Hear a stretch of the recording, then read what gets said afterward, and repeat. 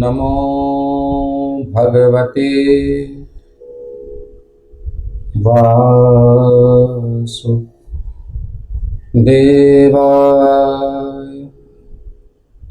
ओम नमो भगवते वासुदेवाय।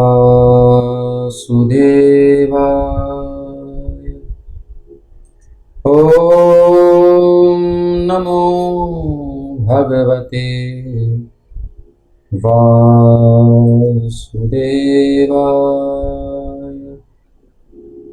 नारायणं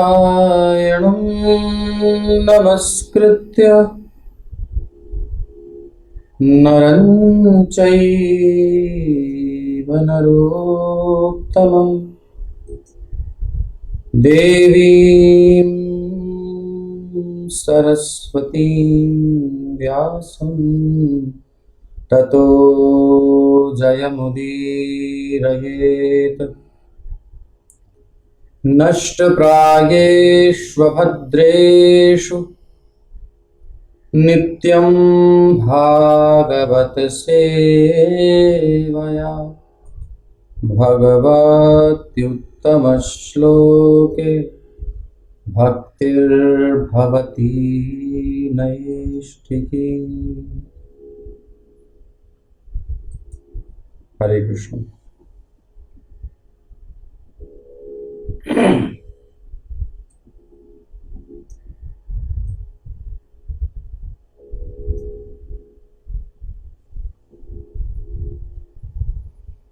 हरे कृष्ण।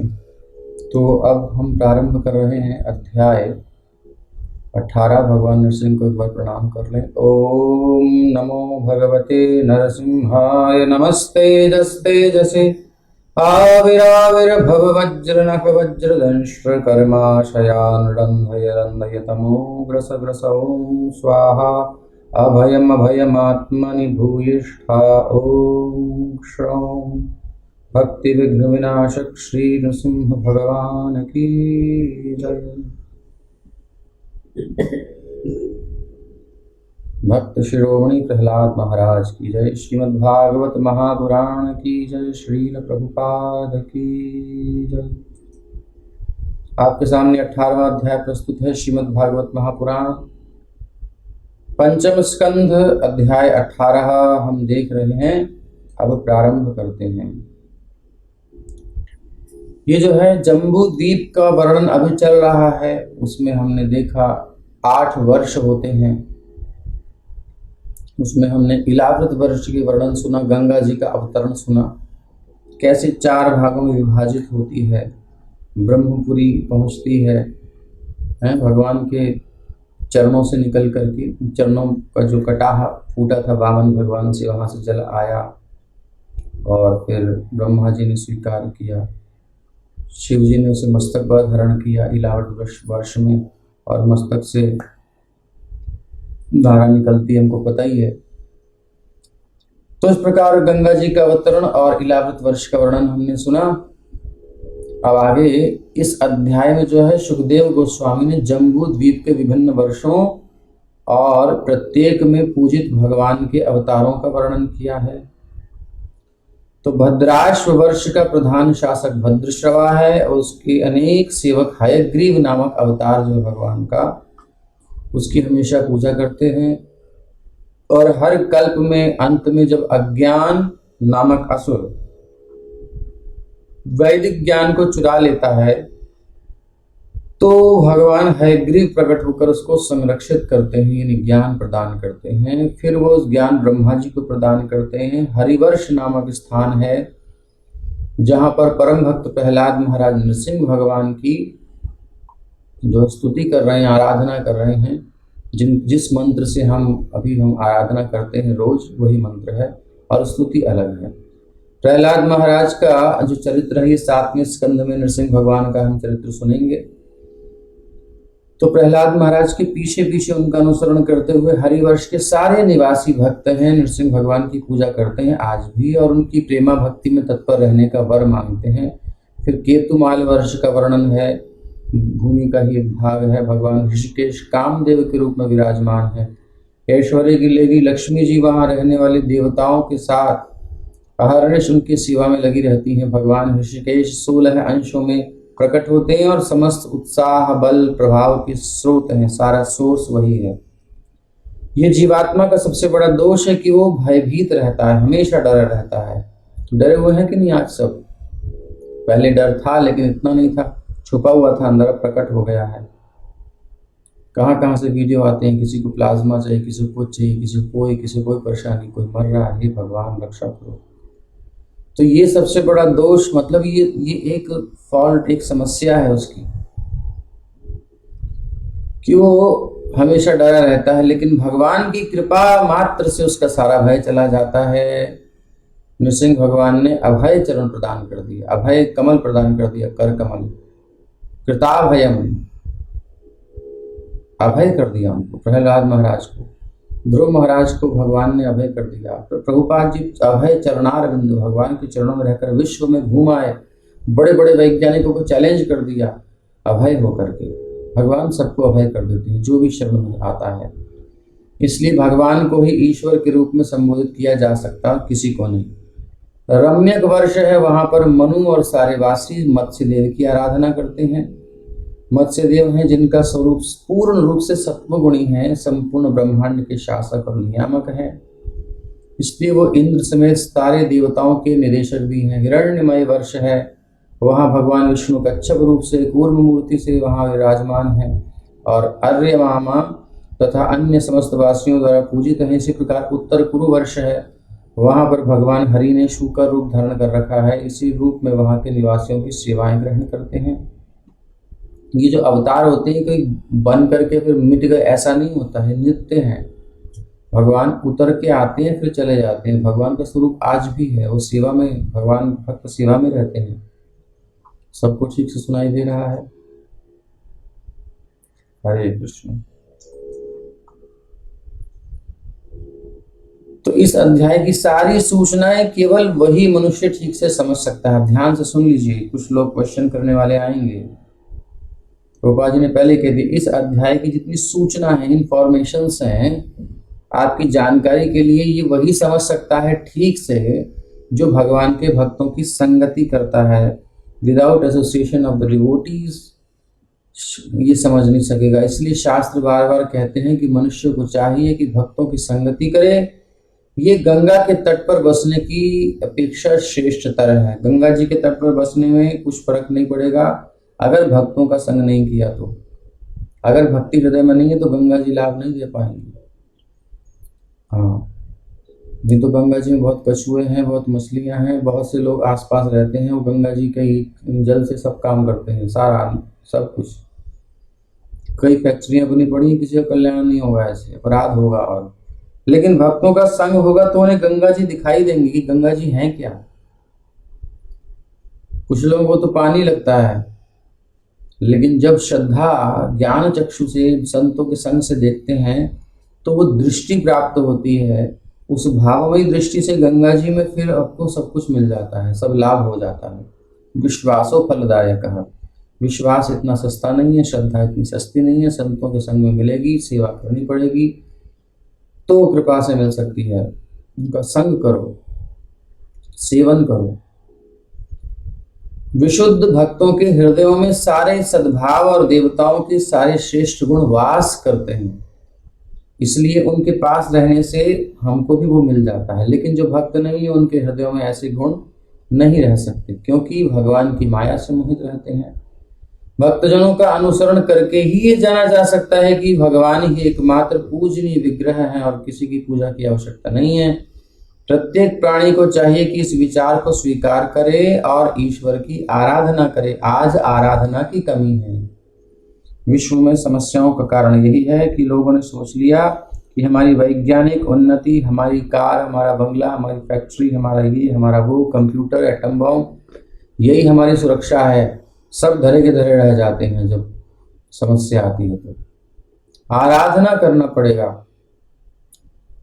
पहले भी हम इतिहास में देखते हैं कि जब जब संसार में संकट आया, समस्त देवताओं ने उपवास रखा, मनुष्यों ने इकट्ठा होकर के आराधना की, तो कोई चमत्कार हुआ, रक्षा हुई, भगवान का अवतार या किसी का आना हुआ, समस्या का समाधान हुआ, तो आज भी वही समय है। आप कीजिए, समस्त विश्व को इकट्ठा कीजिए और ईमानदारी से भजन में करें, आराधना करें भगवान की, आश्रय लें प्रभु का, समर्पण करें, घुटने टेकें अपने जो अहंकार से फूले हुए हैं हम, तो वो तब भगवान की कृपा का अनुभव कर सकते हैं। भगवान हमारे अहंकार को तोड़ना चाहते हैं, जो हम व्यर्थ में गर्व कर करके किसी को भी कुछ भी कह देते हैं, किसी को कुछ भी हानि पहुंचा देते हैं, जीवों को व्यर्थ में कष्ट दे रहे हैं। किसी को भी पकड़ो खा जाओ, किसी को भी त्रास दे दो, ये सब चीजें अच्छी नहीं हैं। यदि समस्त वैदिक शास्त्र पढ़ लेने के बाद परम ब्रह्म के प्रति सुप्त प्रेम जागृत नहीं होता, तो मनुष्य को समझना चाहिए कि सब कुछ बेकार हो गया। भगवान से प्रेम नहीं हुआ तो केवल टाइम वेस्ट किया हमने। भगवान के प्रति आसक्ति नहीं होने से उस भौतिक जगत में आकर केवल पारिवारिक जीवन में व्यस्त रहता है, और वही खाना पीना सोना और रोगों को भोगना। तो यही सब करने के लिए मनुष्य शरीर नहीं मिला। आइए प्रारंभ करें, भगवान की शरण लें, भगवान के चरणों की एकांत भाव से शरण लें। यही मेरे हैं और कोई नहीं है। श्री शुक उवाच तथा च भद्रश्रवा नाम धर्मसुतस्तत्कुलपतयः पुरुषा भद्राश्ववर्षे साक्षात् भगवतो वासुदेवस्य प्रियां तनुं धर्ममयीं हर्षीर्षाभिधानां परमेण समाधिना सन्निधाप्येदमविगृह्णन्तौ उपधावन्ति। सुखदेव गोस्वामी बोले, धर्मराज के पुत्र भद्रश्रवा भद्राश्ववर्ष नामक भूखंड में राज्य करते हैं। धर्मराज के पुत्र भद्रश्रवा भद्राश्ववर्ष नामक भूखंड, भूमि का खंड है एक, उसमें वास करते हैं। जिस प्रकार इलावृत वर्ष में भगवान शिव भगवान संकर्षण की पूजा करते हैं, उसी प्रकार भद्राश्ववर्ष में भद्रश्रवा अपने सेवकों और राज्य के सारे वासियों समेत वासुदेव के स्वांश हयशीर्ष की पूजा करते हैं। हयशीर्ष भक्तों को अत्यंत प्रिय हैं और वो समस्त धार्मिक विधानों के निदेशक हैं। गहन समाधि में स्थित भद्रश्रवा बड़े डीप मेडिटेशन में चले जाते हैं, उनको होश ही नहीं शरीर का, ऐसे ध्यान करते हैं, भजन करते हैं, चिंतन करते हैं, उपासना मतलब पास में बैठते हैं। ऐसे भद्रश्रवा उनके सेवक भगवान को सादर नमस्कार करते हैं आदर के साथ, और सावधानी पूर्वक उच्चारण करते हुए निम्नलिखित स्तुतियों का कीर्तन करते हैं। मंत्र उच्चारण में जितना शुद्धि हो उतना अच्छा है। भद्रश्रवस ऊचुः ओम नमो भगवते धर्मायात्मविशोधनाय नमः इति। अभी सब मंत्र हैं, आप जो भी लेना चाहें ले सकते हैं। राजा भद्रश्रवा और उनके घनिष्ठ सेवक क्या स्तुति कर रहे हैं?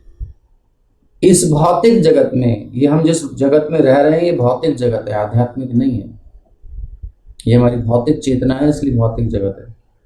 इस भौतिक जगत में बद्ध जीव के चित्त को शुद्ध करने वाले आत्म विशोधनाय, हमारी चेतना को शुद्ध करने वाले, क्योंकि प्रॉब्लम हमारी कॉन्शियसनेस में है, कहीं नहीं है। दुनिया में इतना आतंक, दुनिया में इतनी त्राही त्राही, किस कारण? हमारी कॉन्शियसनेस दूषित है। इसी दूषित कॉन्शियसनेस के कारण बाहर हम गड़बड़ कर रहे हैं। कुछ लोग कचरा फेंकते हैं, कुछ लोग कचरा उठाते हैं। तो जिसकी कॉन्शियसनेस साफ है, शुद्ध है चेतना, वो कचरा उठा करके सफाई करता है, और जिसकी कॉन्शियसनेस गंदी है वो भले ही मर्सिडीज BMW में बैठा हो, लेकिन वो कचरा करेगा, चेतना गंदी है। तो इसलिए काम करना है कॉन्शियसनेस पर, इसलिए कृष्ण चेतना बनानी है, भोगों की चेतना हटानी है। यही कह रहे हैं, ओम नमो भगवते धर्मायात्म विशोधनाय। धर्माय आत्म विशोधनाय, दो चीजों के लिए, धार्मिक विधानों के लिए और आत्म विशोधन, भौतिक दूषणों से जो हमारा चित्त गंदा है उसे शुद्ध करने के लिए। तो चित्त को शुद्ध करने वाले और समस्त धार्मिक विधानों के आधार भगवान को हमारा सादर नमस्कार है, प्रणाम है। हम उन्हें बारंबार सादर नमस्कार करते हैं, ये इस मंत्र का अर्थ है।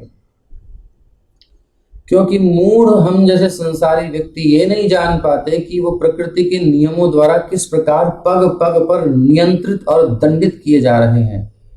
ये कोरोना नहीं था, पहले से प्रभुपाद जी ने लिखा हुआ है, भागवत में पहले से सुखदेव जी ने कह दिया है। उन्हें पता है कि हम लोग क्या करने वाले हैं।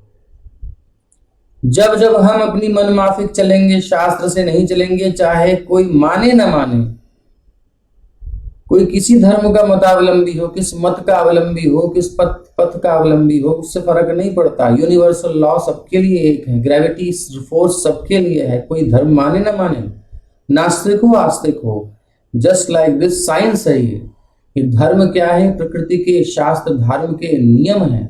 और ये धर्म ऐसा नहीं है किसी की मस्तिष्क से निकला हुआ। ये धर्म भगवान की वाणी है, भगवान के आदेश। धर्मम तो साक्षात भगवत प्रणीतम। जिन्होंने संसार बनाया है, जिन्होंने प्रकृति के नियम बनाए हैं, जिनको कोई वैज्ञानिक हो, वैज्ञानिक का बाप हो, उसके बाप का बाप हो, तोड़ नहीं सकता। तोड़ेगा दंड मिलेगा। उस वैज्ञानिकों के बापों के बाप का समूह मिला लो, इकट्ठा कर लो, कोई चैलेंज नहीं कर सकता प्रकृति को। उसको यूज कर सकता है, उन नियमों का उपयोग कर सकता है। सदुपयोग या दुरुपयोग वो बात अलग है, लेकिन नियमों को नहीं बदल सकता कोई भी माई का लाभ। सब कुछ सिस्टमैटिक है, तत्वों की संख्या निश्चित है, उनके रिएक्शंस क्या क्या होंगे सब निश्चित है। अब आप पर निर्भर करता है कि आप क्या कर रहे हो क्या नहीं। शास्त्र में पहले से दिया हुआ है, महायंत्र न बनाए जाए ज्यादा। पहले के ऋषि मुनि मूर्ख थे क्या? इतने बड़े बड़े वैज्ञानिक थे, उनकी चीजों को चुरा चुरा करके, और ये सब लोग विदेश में अपने अपने नाम से थप्पे लगा दिए। इतने आविष्कार सब भारत में ऋषि मुनियों के दिए हुए हैं। Everything is came to us from the bank of Ganges, ये वहां का स्टेटमेंट है। तो जागो भैया जागो, प्रकृति से खिलवाड़ मत करो। प्रकृति मतलब भगवान के नियमों से खिलवाड़ मत करो। भगवान मतलब श्री कृष्ण जो गीता में कह रहे हैं वो मानो, तभी शांति आएगी। नहीं तो प्रकृति के नियमों द्वारा पग पग पर एवरी स्टेप नियंत्रित किए जाते हैं। हमारी लिमिटेशंस हैं हम सबकी, हम अनलिमिटेड कुछ नहीं कर सकते, सबकी एक लिमिट है हर एरिया में। तो नियंत्रित किए जा रहे हैं प्रकृति के द्वारा और दंडित किए जाते हैं। हम कुछ भी अगर अपने मन से चलते हैं तो दंडित होता ही है। नमक कितना खा सकते हैं वो लिमिट है, नियंत्रित कर दिया गया। ज्यादा खाओगे, भोजन ज्यादा करोगे तो समस्या, गलत चीज खा लोगे तो समस्या है कि नहीं। नियंत्रित भी है और दंडित भी है, तुरंत दंड मिलता है। वो बार बार जन्म में, मृत्यु के चक्र में, वृद्धावस्था, रोग के प्रयोजन को जाने बिना ये मान बैठते हैं कि भौतिक जीवन की बद्धावस्था में वो परम सुखी हैं। चारों तरफ दुख है, फिर भी मानते हैं कि हम सुखी हैं, हमने ये आविष्कार किया, हमने वो आविष्कार किया, हमने ये बीमारी का इलाज निकाला। अरे कुछ नहीं किया, इधर निकाला उधर से कितना और पैदा हो गया। फलतः भगवत गीता 7वें अध्याय के 15वें श्लोक में भगवान कृष्ण ने सांसारी व्यक्तियों को मूढ़ कहा है। नमांग दुष्कृतिनो मूढ़ा। फिर भी कुछ नास्तिक हैं, मूर्ख हैं, जो अपने घुटने नहीं टेकते भगवान के आगे। तो जो टेक देते हैं उनको सुरक्षा होती। कल शिव जी ने इसी बात को बताया, जो भगवान को समर्पित करते हैं, उनसे प्रेम करते हैं, जो सबके हित में चलते हैं, किसी का अहित नहीं करना चाहते, वो भगवान की कृपा प्राप्त करने के अधिकारी हैं, बाकी जन दंड के अधिकारी हैं। तो ये मूर्ख व्यक्ति नमांग दुष्कृतिनो, दुष्कृति, खराब काम करने वाले, गंदे काम करने वाले मूर्ख लोग प्रपद्यन्ते ना, शरणागति नहीं लेते, क्योंकि नरों में अधम है ये मनुष्यों में। ये मूढ़ ये नहीं जानते कि यदि वो पवित्र होना चाहते हैं तो तप और संयम द्वारा वासुदेव की पूजा करें। यही पवित्रता मानव जीवन का ध्येय है, प्राप्तव्य है। ये जीवन अंधाधुंध एंजॉयमेंट करने के लिए नहीं मिला, जो मन करे सो करो, जैसा कि इसके कारण परिणाम मिल रहा है आज। मनुष्य जीवन पाकर प्रत्येक प्राणी को अपने को पवित्र बनाने के लिए कृष्ण भावनामृत में लगना चाहिए। ये ऋषभदेव के उपदेश में भी बात आई। तपो दिव्यम पुत्र का ये न सत्वम शुद्ध्येत, पहला ही श्लोक है 5वें स्कंद में जो ऋषभदेव चरित्र है। ये अपने पुत्रों के प्रति ऋषभदेव का उपदेश है। जब मनुष्य जन्म पाकर हर व्यक्ति को सभी प्रकार के तपों के द्वारा अपने को पवित्र बनाना होता है, यस्मात् ब्रह्म सौख्यम त्वनंतम, तब उसे सच्चा सुख मिलता है, सच्चा आनंद मिलता है। लेकिन इग्नोरेंस है, अज्ञान के कारण हम ये नहीं जानते इसकी वास्तव में अबाध निर्बाध अनंत अनलिमिटेड हैप्पीनेस क्या है, नहीं जानते। अबाध सुख ब्रह्म सौख्य कहलाता है। ब्रह्म के साथ जब हम कॉम्बिनेशन करते हैं, जब हम पैरेलल चलते हैं, जब उनके अकॉर्डिंग चलते हैं, यानी भगवान के अकॉर्डिंग, नेचर के अकॉर्डिंग जब हम चलते हैं, तब वो सुख मिलता है।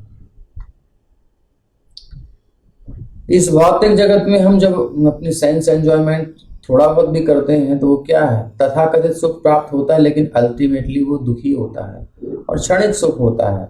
मूर्ख भौतिकतावादी से नहीं समझ सकते, इसलिए प्रहलाद महाराज निर्देश करते हैं, माया सुखाय भरमद्भतो विमूढ़ान।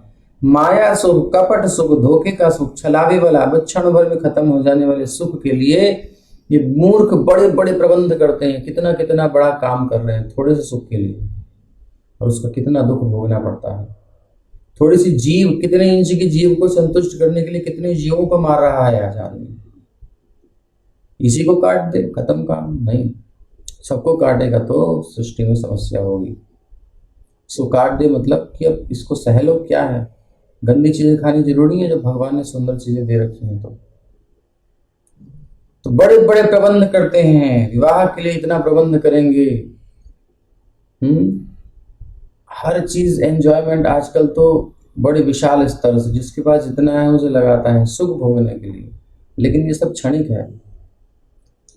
यहाँ के निवासी क्या प्रार्थना कर रहे हैं और कह रहे हैं, अहो विचित्रम भगवद विचेष्टितम ज्ञानतं जनोयम। आपको श्लोक दिखा देते हैं।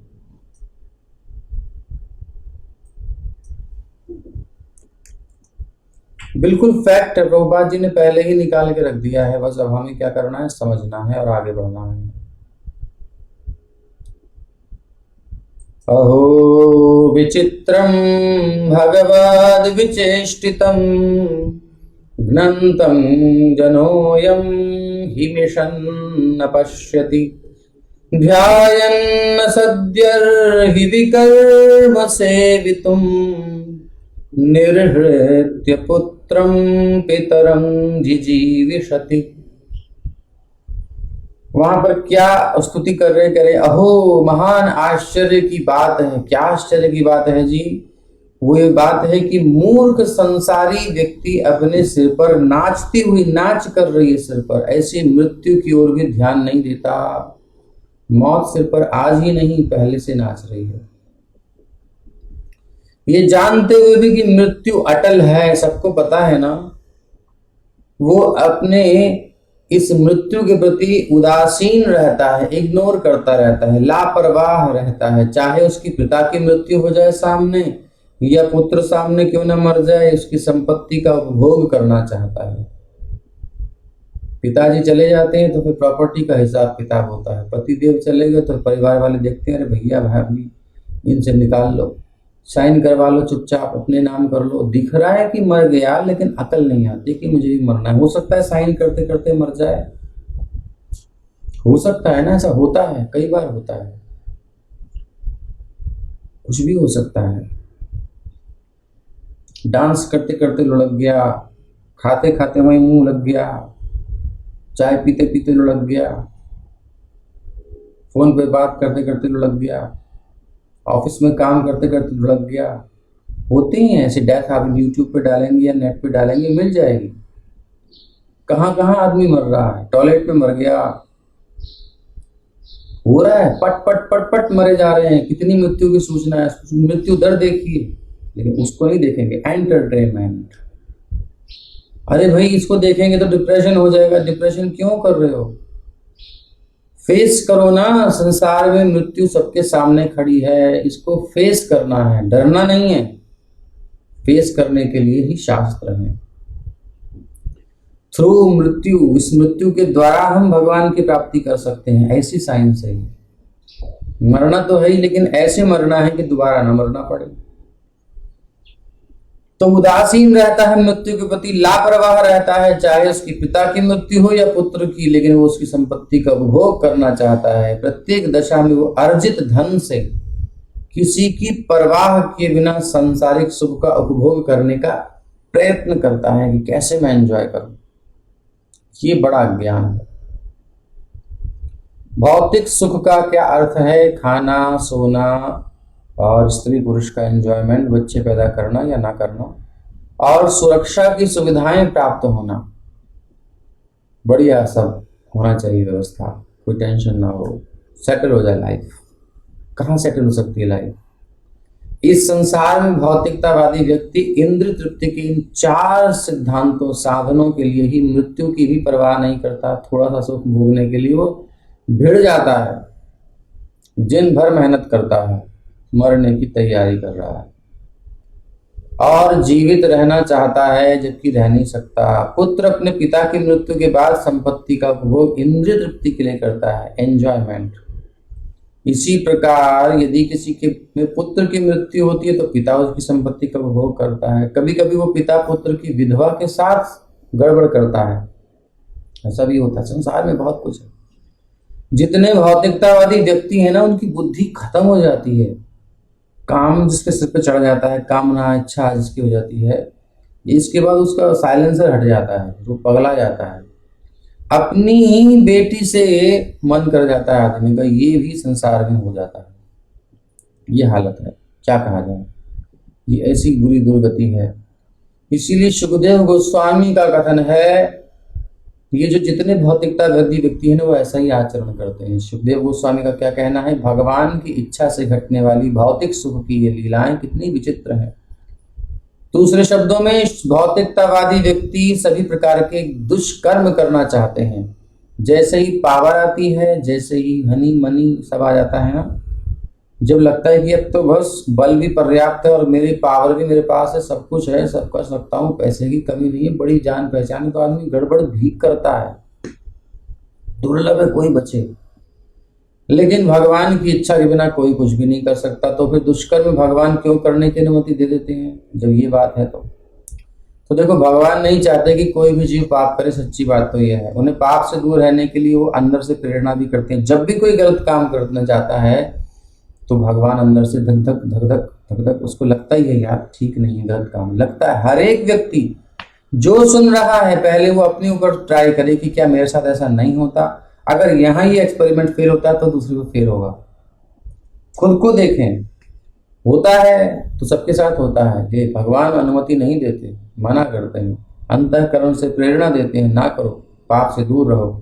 लेकिन जब कोई पाप करने पर उतारू ही हो जाता है कि तो करना ही है, मन की आवाज नहीं सुनता, तो भगवान उसे अपनी जिम्मेदारी पर भी, तेरी रिस्पॉन्सिबिलिटी तू जाने, तू मांग रहा है, जबरदस्ती कर रहा है तो ले, फिर कर, अनुमति दे देते हैं। फिर मत्तः स्मृतिर्ज्ञानमपोहनञ्च, भगवान की इच्छा के विरुद्ध कोई भी कुछ नहीं कर सकता। लेकिन वो इतने दयालु हैं कि जब बद्ध आत्मा जिद्द करने लगता है, बार बार ट्राई करता है, तो उस आत्मा को उसके दायित्व पर वैसा करने की अनुमति प्रदान करते हैं, अपने दायित्व पर नहीं। अब इस कर्म का फल तू भोगेगा, भोग। फिर श्री विश्वनाथ चक्रवर्ती ठाकुर के अनुसार अन्य लोकों में और इस ब्रह्मांड के पृथ्वी के अन्य भागों में, विशेषतः स्वर्ग लोक में, पुत्र सदैव पिता के बाद तक जीवित रहते हैं। लेकिन इस पृथ्वी लोक पर प्रायः पुत्र अपने पिता से पहले मर जाता है और उसका पिता उसकी संपत्ति का प्रसन्नतापूर्वक उपभोग करता है। पिता या पुत्र में से किसी को भी इसका वास्तविकता का दर्शन नहीं होता कि दोनों को दोनों मृत्यु के ग्रास होने वाले हैं। लेकिन जब मृत्यु आती है तो भोग की सारी योजनाएं बढ़िया से सजा करके मकान बनाया और रहने की बस गृह प्रवेश की बात थी, और थोड़ा सा कुछ काम रह गया था, देखने के लिए आया और ठुक रहा था, ऊपर कुछ काम कर रहा था, ऊपर छत पे जगह जाकर के, लास्ट टाइम था उसका, पूरा हो चुका था, और वो हथौड़ी मारा था, मोटी वाली, घन जिसको कहते हैं। और वो क्या हुआ, जिस बेटे में फंसा हुआ थी हथौड़ी मोटी वाली, वो उसमें से निकल करके, वो लट्ठा तो उसका लकड़ी हाथ में रहेगा ही पकड़ने वाला जिसमें ठुकता है वो निकल गया। अरे बाप रे, वो उसी मालिक कार से निकला, उस समय उसकी छुटा, खोपड़ी पे ही पड़ गया, हो गया काम, गृह प्रवेश हो गया। ये संसार है भैया, इसको देखो आंखें खोल खोल के, ऐसे जगन्नाथ जी की तरह आंखें खोल खोल के देखो। और मैं नहीं कह रहा कि दुनिया में देखना पड़ेगा, नहीं तो हम अपनी आंखें बंद करेंगे तो खतरे में ही रहेंगे। बिल्ली को देखकर कबूतर आंख बंद कर लेगा तो क्या बिल्ली भाग जाएगी? खत्म हो गई बिल्ली, आएगी खाएगी। मृत्यु सत्य है, लेकिन हम नहीं मरेंगे ये भी सत्य है। तो इसी जीवन में ये पहेली सॉल्व करनी है, नहीं तो ऐसे ही बार बार भय होता रहेगा। पिता, किंतु जब मृत्यु आती है तो सारी योजनाएं, अब ये करूंगा वो करूंगा, सब खत्म, टू द पॉइंट, उसी समय खत्म, एट द पॉइंट। जागिए जागिए। भगवान गीता में कह रहे हैं, एकादश अध्याय में, 11वें अध्याय में संभवतः है, कौन से 12वें अध्याय में, जन्म मृत्यु जरा व्याधि दुख, 13वें अध्याय में, हाँ, जन्म मृत्यु जरा व्याधि दुख दोषानुदर्शनम। जन्म मृत्यु बुढ़ापा रोग, ये दुख हैं, दोष हैं। अनुदर्शनम, देखो फिर पीछे, फिर देखो फिर पीछे, फिर देखो, अनुदर्शनम, बार बार देखो, बार बार देखो, एक बार देखो, 1000 बार देखो। जहां देखना चाहिए वहां नहीं देखो, जो धोखा है वहां देखो। यहां देखने के लिए भगवान इंगित कर रहे हैं। क्यों कह रहे हैं? डराने के लिए नहीं, कह रहे हैं कि जहां तुम हो वो सिक्योर जगह नहीं है, please come to me, come to me, आ जाओ मेरी गोद में, मेरे अंक में आओ, बिल्कुल निर्भय हो जाओ, मेरी शरण ले लो, ये कह रहे हैं भगवान। इसलिए भयभीत नहीं होना है, किंतु व्यर्थ की बात नहीं करनी है। ये सुभाष सक्सेना जी क्या कह रहे हैं जी, ये यूं करके इंगित,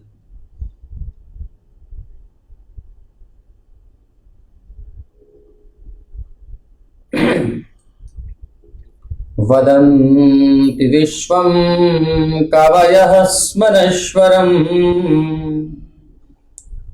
पश्यन्ति चाध्यात्म विदो विपश्चितः तथापि मुह्यन्ति तवाज मायया सुविस्मितं कृत्यमजन्नतोस्मितम्। अब ये प्रसन्न मुद्रा में है, लेकिन हम जीवों को, जो जीव भगवान की भक्ति में लगे, उन पर दया करके बोल रहे हैं, जगा रहे हैं। ये भगवान के ध्यान में डूब करके कह रहे हैं, हे अजन्मा प्रभु, आपका तो कभी जन्म ही नहीं होता।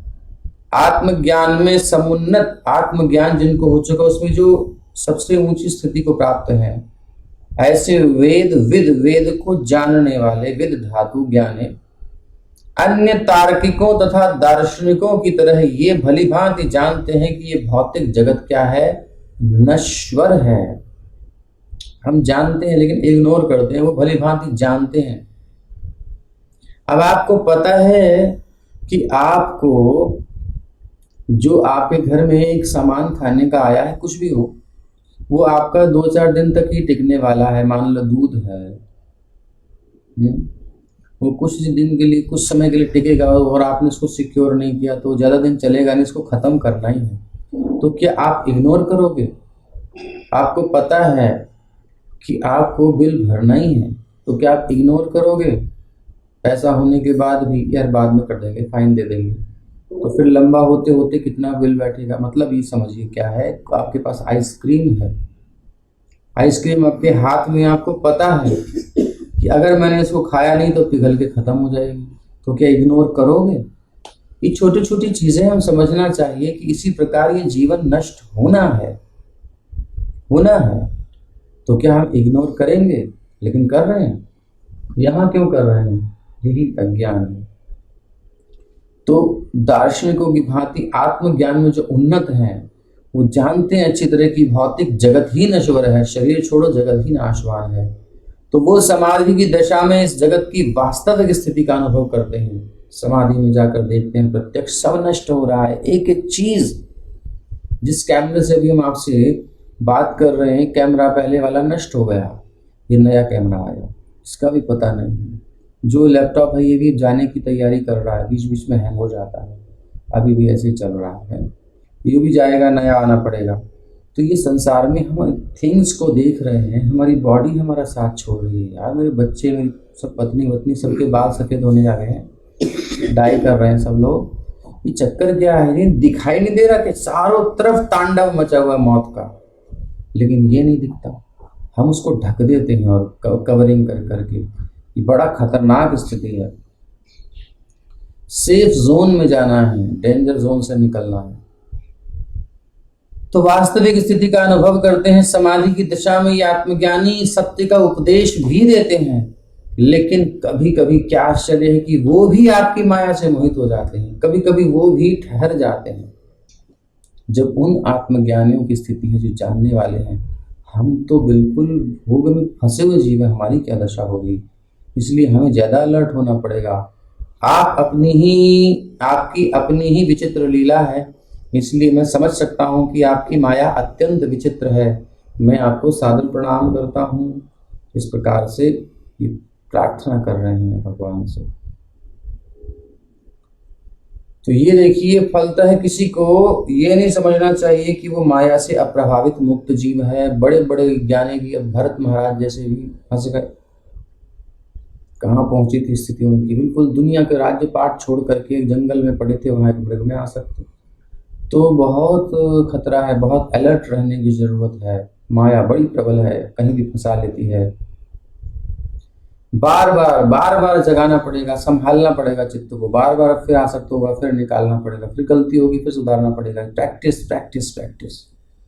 प्रत्येक प्राणी को चाहिए कि विधि विधान का दृढ़ता से पालन करते हुए सतर्कता पूर्वक बिल्कुल सावधानी से रहे। जब सैनिक दूसरे देश से युद्ध करने के लिए अब छुप करके या जैसे भी जाता है तो बड़ा अलर्ट रहता है, किसी भी क्षण कुछ भी हो सकता है। कभी आतंकवादी घुस जाते हैं तो भी बड़ा अलर्ट रहता है, वो भी आतंकवादी अलर्ट रहते हैं। ये जो भी होता है वो उस परिस्थिति में बड़ा अलर्ट रहता है, सावधान। इसी प्रकार हमें संसार में रहना है तो बड़ी सावधानी से रहना। और हम घोड़े बेचकर सोते हैं, किसी भी क्षण घंटी बज सकती है, कोई भी कुछ भी कर सकता है, कुछ पता नहीं।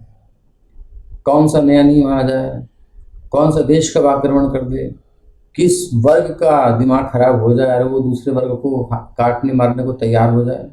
बीच बीच में लड़ाइयाँ सुनते रहते हैं हम लोग। और जब कभी ऐसी बात होती है तो नरसंहार कितना होता है। उत्तराखंड में जब बाढ़ आई थी तो वहाँ उन लोगों जो मर रहे हैं उन मरों में से खींच रहे हैं चैन, उनकी सब जो भी कुछ चीजें होती हैं। ये है संसार, ऐसा ही है भैया, देख लो खोल के। सतर्कता पूर्वक भक्ति करनी है। इस प्रकार वो भगवान के चरणारविंद पर स्थिर रह सकता है, नहीं तो नहीं, उसे वही अट्रैक्ट करता रहेगा।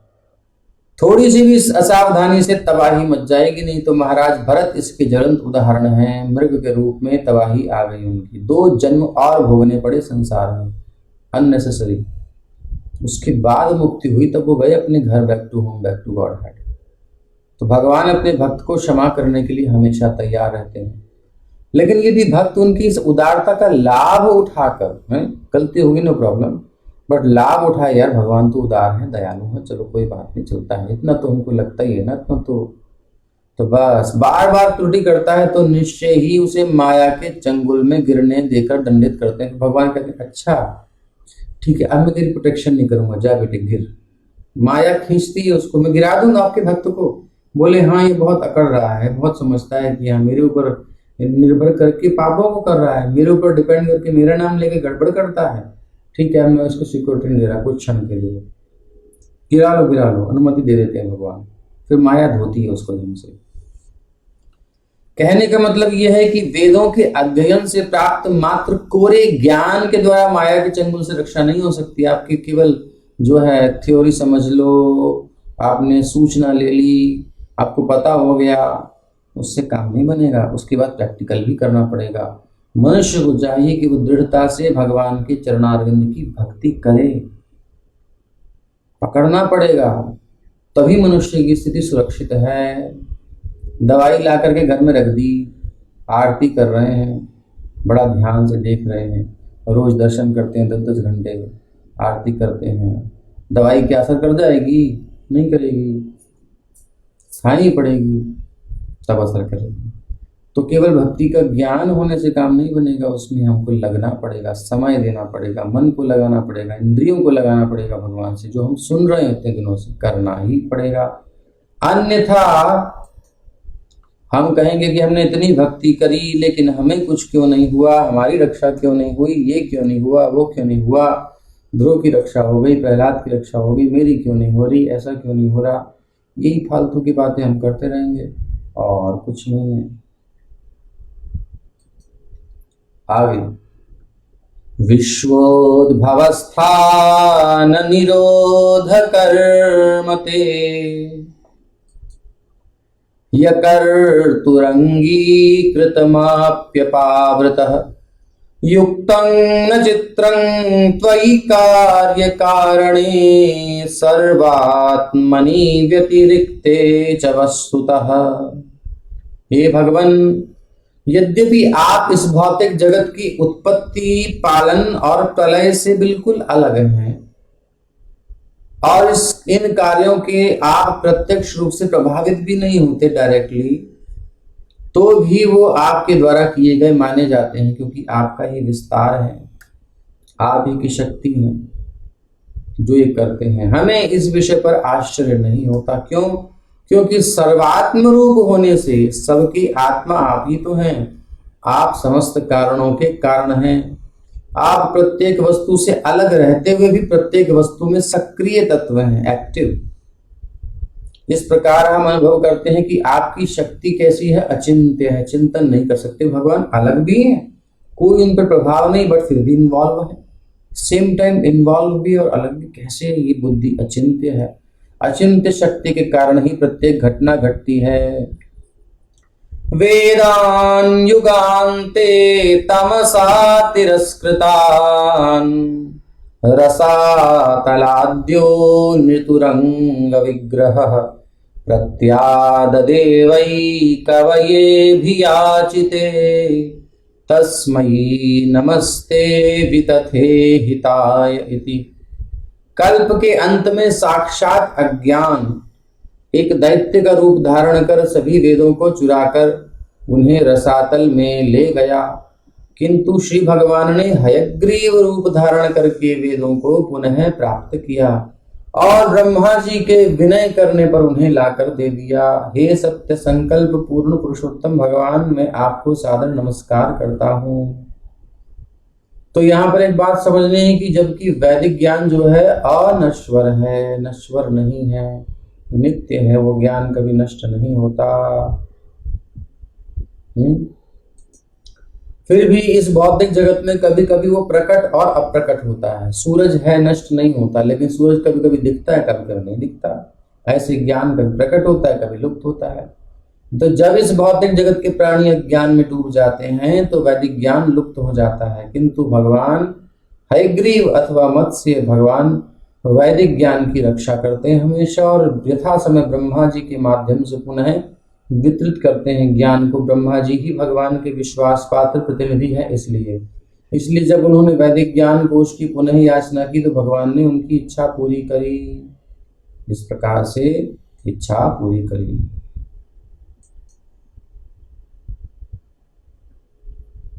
अब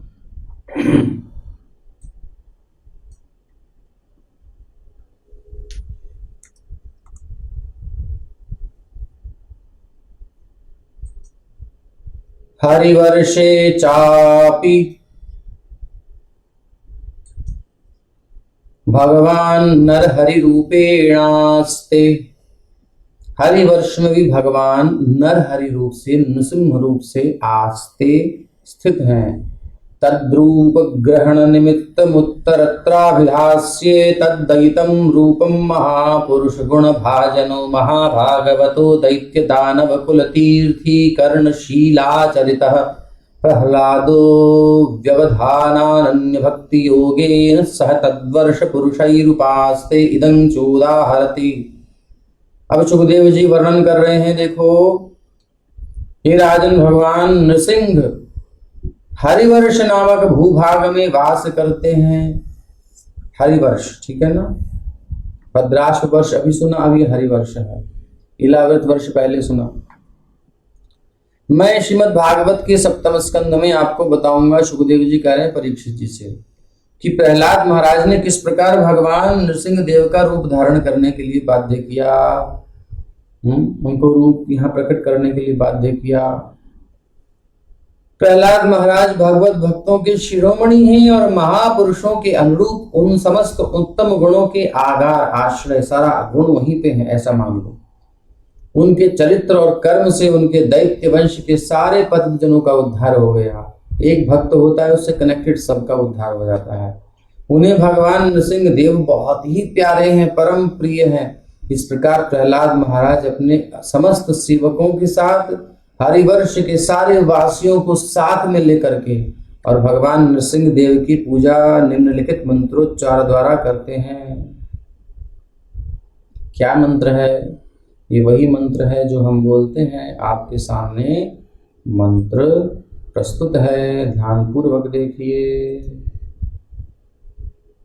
ओम नमो भगवते नरसिंहाय, नमस्ते जस्ते जसे आविराविर्भव वज्रनख वज्रदंष्ट्र कर्माशयान् रंधय रंधय तमोग्रस ग्रस। ओम स्वाहा अभयम अभयमात्मनि भूयिष्ठा। क्षमा कीजिए, पता नहीं कैसे मंत्र ही चला गया हमसे, कोई बात नहीं। दोबारा दें क्या? या ऐसा करेंगे, इसको हम डिस्क्रिप्शन में डाल देंगे, ठीक है। जो भी भगवान का आश्रय लेना चाहते हैं वो ले लीजिएगा। अभी टाइम लगेगा, नहीं तो फिर ये फ्लो चला जाएगा। समस्त तेज के स्रोत ओम नमो भगवते नरसिंहाय। भगवान नरसिंह देव को हम प्रणाम करते हैं। कैसे हैं? नमस्तेजस तेजसे, तेज तेजों का भी तेज है, तेजस तेजसे। आविर आविर्भव, सारे तेजों का भी तेज भगवान नरसिंह देव। जितने तेज, जितने भी स्रोत हैं, सारे तेजों का स्रोत भगवान नरसिंह देव है। इतना तेज है इनके पास, कितना भी बड़ा पावरफुल व्यक्ति हो, कितना बड़ा कैसे वो संकट हो, भगवान के तेज के आगे सब क्षीण हो जाता है। हिरण्यकशिपु त्रिलोकी में हाहाकार मचा रहा था, कोई टिक नहीं सकता था सामने। सब देवता भी छुपे छुपे फिरते थे। प्रकृति उसके प्रतिकूल नहीं हो सकती थी, अनुकूल। जिधर देख ले उधर हिलचल हो जाए। मात्र नृसिंह देव सामने आए तो ऐसे हो गए चूहा जैसा, शेर के सामने है चूहा, बिल्कुल छुप छुप के दुख के भागे, डर गया बेचारा। ऐसा तेज है भगवान नरसिंह देव का। कितनी बड़ी आसुरी शक्ति हो, भक्त पर कोई करे प्रहार, कुछ करे, कुछ नहीं कर सकता यदि वो नरसिंह भगवान की शरण में है तो। ऐसा तेज है इनका, जला देगा उल्टा उन्हीं को जो दुष्ट हैं। और वज्रदंश वज्र ओम नमो भगवते नरसिंहाय, नमस्तेजस तेजसे आविराविर्भव। आप आइए, प्रकट होइए, प्रकट होइए। भगवान पूछें कहाँ प्रकट हो जाऊं? बोले मेरे हृदय में। आप प्रकट हो जाइए। वज्रनख, वज्रनख, वज्र के समान नख है भगवान की। नख स्तुति भी है, नख स्तोत्र भी है भगवान नरसिंह का अलग से। मध्वाचार्य जी का आई थिंक है। वज्र के समान आपके नख हैं। वज्र दंष्ट्र, दांत भी वज्र के समान है। जब हे प्रभु, आप कर्माशयान, कर्मों का जो आशय है, जो स्थान है, जहाँ काम करने की वासना है भरी पड़ी है, संसार का भोग भोगने की, कर्म करने की इच्छा, जिसके कारण बंधन में पड़ रहे हैं, फ्रूटिव एक्टिविटीज। कर्माशयान रंधय रंधय, सारी काम वासनाओं का जो आशय हृदय है, ये सारी काम वासनाओं का झंझट, इसको स्वच्छ कर दीजिए, काम वासनाओं को जला दीजिए। रंधय रंधय, आग लगा दो उसमें, अपने तेज से नष्ट कर दो सारी काम वासनाओं को, अर्थात गंदी गंदी इच्छाओं को नष्ट कर दीजिए। हृदय में हमारे अज्ञान को भगा दीजिए, कर्म वासनाओं को नष्ट कर दीजिए। कर्माशयान रंधय रंधय तमो ग्रस ग्रस। और जो तमोगुण के कारण हमारे अंदर गलत भावना आती है, वो तमोगुण का हमारा आश्रय हो गया है। उस तमो ग्रस ग्रस अंधकार, तमोगुण अज्ञान अंधकार, जो भी नेगेटिविटी है वो सब ग्रस ग्रस, आप ग्रस लीजिए, नष्ट अपनी तरफ खींच लीजिए उसे, यहाँ से हमारे अंदर सक करके निकाल दो, प्योर कर दो सब आप कृपा करके। तमो ग्रस ग्रस, या यूं कहिए कि प्रकाश इतना हो जाए कि अंधकार भाग जाए, मानो प्रकाश ने अंधकार को निगल दिया, ऐसा है। तमो ग्रस ग्रस ओम स्वाहा, तमो ग्रस ग्रस ओम स्वाहा। अभयम अभयम आत्मनि, और मुझे अपने हृदय में ही आप दर्शन दीजिए। और अभयम अभयम, अपने अंतःकरण में मेरा भय नष्ट हो जाए प्रभु, बहुत डर है मेरे को। है संसार में किस किस से डर है, जीवन से, मृत्यु से, जरा व्याधि, संसार में इससे उससे, वह कोरोना से, कहा जिससे भी है, वो भय यहाँ पर है। अभयम अभयम, सब मुझे अभय कर दीजिए हे नाथ, मैं आपका दास हूँ। अभयम अभयमात्मनि, अपने अंतःकरण में मुझे अभय कर दीजिए, अभय कर दीजिए, निर्भय कर दीजिए, मेरे मन में कोई डर ना रहे, मैं आपकी शरण में रहूं, आपका चिंतन करता रहूं। भूयिष्ठा ओम क्षौम, ये बीज मंत्र है नरसिंह भगवान का अंत में। तो भैया भगवान का आश्रय लेने वाले को ऐसा निर्भयता प्राप्त हो जाती है, अंदर से सब डर भाग जाता है। ये चीज अनुभव की है, केवल बोलने से नहीं होगा। आप लीजिए आश्रय भगवान के नाम का। आज हमने प्रातः काल एक माला जप सबके साथ मिलकर किया, और रोज ऐसा करेंगे, ऐसा हम सोच रहे हैं। जब तक कुछ होता नहीं है, कुछ होना चाहिए संसार में, शांति, सबका हृदय परिवर्तित हो जाए। तो हरिनाम को जब हम रोज करेंगे तो अधिक से अधिक लोगों की संख्या चाहिए। केवल एक महामंत्र है, हरे कृष्ण कृष्ण कृष्ण हरे हरे, हरे राम राम राम हरे हरे। और उससे पहले यही नृसिंह भगवान का मंत्र निर्भय करने के लिए, और उसके बाद में भी हम करेंगे। कल से संपुट लेकर के, संपुट करके इसको करेंगे। तो एक माला ऐसे संपुट वाली हम करेंगे, ठीक है। तो हमारा भी लाभ होगा, हमारा भी भय दूर होगा, और जो भी सम्मिलित हैं वो सब, जिन लोगों के लिए हम कर रहे हैं, सब पर कुछ ना कुछ तो असर पड़ेगा ही। तो होम्योपैथी की दवाई जितनी ज़्यादा, थोड़ी सी दवाई जितनी ज़्यादा लिक्विड में मिलाई जाती है, उसकी पावर उतनी बढ़ जाती है। जितनी दवाई कम, पावर उतनी ज़्यादा। एक बाल्टी में एक बूंद डाल दी तो वो और पावर हो जाएगी। और ओरिजिनल जो होगा उसका सार, टिंचर, वो कम पावरफुल होती है। तो उल्टा है ना। तो ऐसे समझ लो, हम इसको जितना ही, लेकिन यहाँ वैसा नहीं है, यहाँ तो सेम ही है। थोड़ा लो चाहे सबको पहुँचाओ, लाभ सबको मिलेगा, तो पावर तो सबको मिलेगी। अब ये है कि कौन उसको गेन कर सकता है, कौन उसको ले पा रहा है, वो भी भूमि होनी चाहिए। लेकिन फिर भी हमारा कर्तव्य है कि हम कर्तव्य अपना पूर्ण करें, खुद भी लगे, सबके हित की कामना करें, यही कर सकते हैं और क्या कर सकते हैं। तो ये हम करेंगे रोज रोज। आप सब इसमें आइए और ये नृसिंह मंत्र को आप देख लीजिए। श्रीमद् भागवत महापुराण पंचम स्कंध और 18वां अध्याय है और श्लोक संख्या 8 है। इसको आप याद कर लो, सामने रख लेना। भागवत तो आपने ले ली होगी, नहीं ली मंगाइए तो जल्दी से ऑर्डर कीजिए, हमें आपके पास पहुंचा देंगे।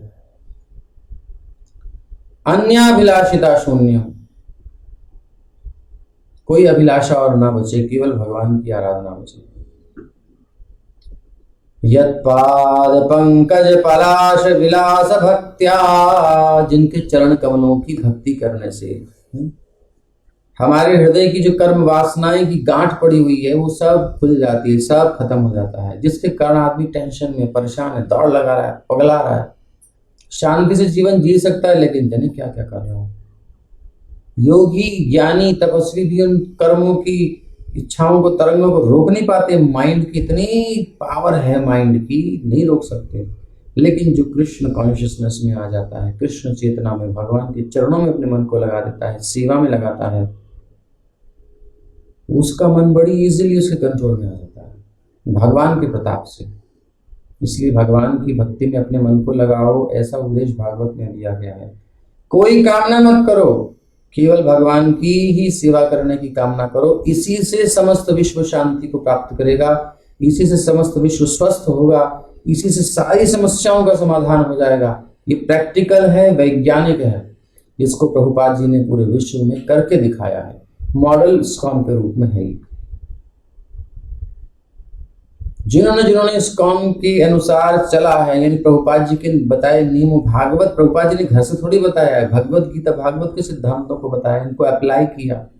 जिन्होंने इसको फॉलो किया है उनके जीवन में शांति है, आनंद है। और जो इसको फॉलो ना करके केवल शो कर रहे हैं, उनकी बात हम कुछ नहीं कह सकते, वो जाने। अगला श्लोक क्या कह रहा है? स्वस्त्यस्तु विश्वस्य खलः प्रसीदताम्, ध्यायन्तु भूतानि शिवं मिथो धिया, मनश्च भद्रं भजता दधुक्षजे, आवेश्यतां नो मतिरप्यहैतुकी। ये वहां स्तुति हो रही है हरिवर्ष में। इस संपूर्ण विश्व का कल्याण हो, संपूर्ण विश्व का कल्याण कामना कर रहे हैं हरिवर्ष में भी रह करके, जबकि उनका हमसे कोई प्रभाव नहीं पड़ रहा। यहाँ कितना तांडव हो रहा है उससे उनको कोई मतलब नहीं, वो तो एंजॉय कर रहे हैं। वहां पर ये सब कले वले कुछ नहीं आता, ये सब चीजें। ये सरकार अब कहा तो वहां है नहीं, वो तो दुनिया ही दूसरी है, वहां तो भगवान का आश्रय है। लेकिन फिर भी ये है करुणा कि समस्त विश्व का कल्याण करना चाहते हैं, संपूर्ण विश्व का कल्याण हो और सभी ईर्ष्यालु व्यक्ति जो जलस खोटे हैं सब शांत हो जाएं, क्योंकि वो खुद ही जल रहे हैं बेचारे अपनी जलन से और संसार को जला रहे हैं। आग जिस बर्तन में होती है वो उसको तो गर्म करती है पहले, उसके बाद दूसरों को भी ताप देती है जो आसपास होते हैं। तो कुछ ऐसे ईर्ष्यालु हैं जो खुद तो जल ही रहे हैं और सब जीवों को भी कष्ट दे रहे हैं, वो सब शांत हों। सभी जीवात्माएं भक्ति योग का अभ्यास करके प्रकृष्ट रूपेण शांत हों। वो तो शांत होंगे, वो हमेशा तो शांत हो नहीं सकते क्योंकि भक्ति में नहीं लगे, इसलिए शांति हो जाए। लेकिन भक्त बन करके सभी जीवात्माएं फिर उसके बाद प्रशांत हो जाएं, यानी कि उनको एजिटेट किया जाएगा। मान लो शांत को कुछ खिलाया जाए, कुछ कहा जाए तो फिर वो हो सकता है विचलित, और प्रशांत तो कोई टेंशन नहीं है, वो कभी प्रशांत महासागर ऐसा समझ लो। वो प्रकृष्ट रूपेण शांत है, भली प्रकार से शांत है, उसे कोई परिस्थिति विचलित नहीं करती। तो पहले शांत हुए ईर्ष्यालु, फिर सभी जीवात्माएं भक्ति योग का अभ्यास करें और भक्ति योग करने से और फिर प्रशांत हो जाएं, फिर कोई टेंशन न रहे, क्योंकि भक्ति करने पर वो एक दूसरे का कल्याण करने का चिंतन कर सकेंगे। भक्त नहीं है इसलिए मैं मेरा करते हुए लड़ते रहते हैं। इसलिए भक्ति योग करें और भगवान की सेवा में एक दूसरे के कल्याण की भावना करें, ऐसा प्रार्थना कर रहे हैं। इसलिए हम सभी भगवान श्री कृष्ण की परम भक्ति में लगकर उन्हीं के विचार में मग्न रहे। हम भी भगवान आपके विचार में मग्न रहे, संसार भी डूबा रहे, यही प्रार्थना कर रहे हैं प्रहलाद महाराज के साथ सारे जीव। स्वस्त्यस्तु, स्वस्ति अस्तु, स्वस्ति मतलब कल्याण हो, मंगल हो, अस्तु विश्वस्य, विश्व का, खलः प्रसीदताम, खल दुष्ट प्रसन्न हो, उनको प्रसन्नता हो, उनको शांति हो, जले ना हो, परेशान ना हो। ध्यायन्तु भूतानि शिवम मिथो धिया, मनश्च भद्रम, मन भी सबका कल्याण से भर जाए, कल्याणकारी विचारों से भजता धुक्षजे, आपका भजन करें। आवेश्यताम, जब आप में मन आविष्ट हो जाएगा तो किसी का अहित करने की कामना ही नहीं बचेगी। नो मतिरप्यहेतु की, ऐसी अहितु की मति हो जाए। तो इस प्रकार से प्रार्थना कर रहे हैं विश्व कल्याण के लिए। इसका तात्पर्य प्रभुपाद जी बड़ा प्यारा बहुत सारा दे रहे हैं। तो देखो, हिरण्यकशिपु अपने नन्हे पुत्र प्रहलाद से ईर्ष्या करता था, किंतु प्रहलाद महाराज ने पिता के हितार्थ वर मांगा, पिता के लिए ही वर मांग रहे नरसिंह भगवान से। लेकिन हिरण्यकशिपु भक्तों से ईर्ष्या करता था, किंतु प्रहलाद महाराज चाहते थे कि उनका पिता और पिता के जैसे अन्य दैत्य भगवान की कृपा से ईर्ष्यालु प्रकृति त्याग कर भक्तों को सताना बंद कर दें। खलः प्रसीदताम्। लेकिन प्रॉब्लम क्या है कि खल यानी ईर्ष्यालु कभी शांत होते नहीं। सांप जो एक प्रकार का खल है, उसे केवल मंत्र बल से विशेष औषधि के शांत किया जा सकता है। मंत्रौषधिवशः सर्पः खलकेन निवार्यते। लेकिन खल ईर्ष्यालु पुरुष को किसी भी प्रकार शांत नहीं किया जा सकता। इसीलिए प्रहलाद महाराज विनती करते हैं कि सभी खलों के हृदयों का परिवर्तन हो। जब तक तो उनका हार्ट चेंज नहीं होगा, ट्रांसपेरेंट नहीं करना हार्ट, मतलब उनका चेतना बदलनी है, वो दूसरों की भलाई सोचें, ऐसी उनकी चेतना हो जाए। तो प्रभुपाद जी कह रहे हैं, यदि कृष्ण भावनामृत आंदोलन समस्त संसार में फैल सके, येन केन प्रकार ये फैल सके, और भगवान के अनुग्रह से कृपा से सभी लोग इसे मानने लगे, इसे फॉलो करने लगे, भागवत को, गीता को, तो खल जनों की विचारधारा में भी परिवर्तन आएगा। और ये प्रभुपाद जी ने करके दिखाया है। जो गौ मांस खाने वाले, शराब पीने वाले, व्यभिचार करने वाले, हर गड़बड़ करने वाले, जो हम सोच नहीं सकते सो करने वाले, उल्टे सुल्टे सब करने वाले, वो लोग भी चाय तक छोड़ करके, कॉफी तक छोड़ करके, वो भी नशा मानते हैं और हरि नाम जप रहे हैं, शिखा धारण करते हैं और डूब करके भजन कर रहे हैं और प्रचार कर रहे हैं दुनिया में। ये परिवर्तन कैसे हुआ? ये ऐसे ही हुआ है, जो लिखा है ये प्रैक्टिकल चीज है, इसे कर सकते हैं, लेकिन खुद तो पहले अप्लाई करें अपने ऊपर, तब बात बनेगी। तो सारी समाज में परिवर्तन आएगा, प्रत्येक व्यक्ति एक दूसरे का हित चिंतन करने लगेगा। प्रहलाद महाराज प्रार्थना करते हैं, शिवम मिथो धिया, अपने अपने कर्मों में प्रत्येक व्यक्ति अन्यों से जलता है, लेकिन कृष्ण भावनामृत में कोई किसी से ईर्ष्या नहीं करता। ये पहचान है कृष्ण कॉन्शियसनेस, कृष्ण चेतना की। प्रत्येक व्यक्ति दूसरे का कल्याण सोचता है। इसीलिए प्रहलाद महाराज विनती करते हैं कि हर व्यक्ति का मन भगवान श्री कृष्ण के चरणारविंद में स्थिर हो जाए और उदार बने, भजतार धोक्षजे। तो ये ही चेतना को शुद्ध करेगा, मन को शुद्ध करेगा, जब कोई भगवान का चिंतन करेगा। भौतिकतावादी व्यक्ति हमेशा इंद्रिय तृप्ति का चिंतन करते हैं, लेकिन प्रहलाद महाराज की प्रार्थना है कि भगवान की कृपा से उनका मन परिवर्तित हो, वो इंद्रियों को तृप्त करने की बजाय श्री कृष्ण को संतुष्ट करने की इच्छा करें, ऐसी कृपा हो जाए, और वो इंद्रिय तृप्ति का चिंतन छोड़ दें। जीव को संतुष्ट करने के लिए चमगादड़ न खाएं, सांप न खाएं, बिच्छू न खाएं, सब खा लेते हैं महाराज, कुछ नहीं छोड़ते। छिपकली खा जाते हैं, आदमी को भी खा जाते हैं सच्ची में। और वो इंद्रिय तृप्ति का चिंतन छोड़ दें। यदि वो निरंतर श्री कृष्ण का चिंतन करें तो सब कुछ ठीक हो जाए, तो सब कुछ ठीक हो जाए।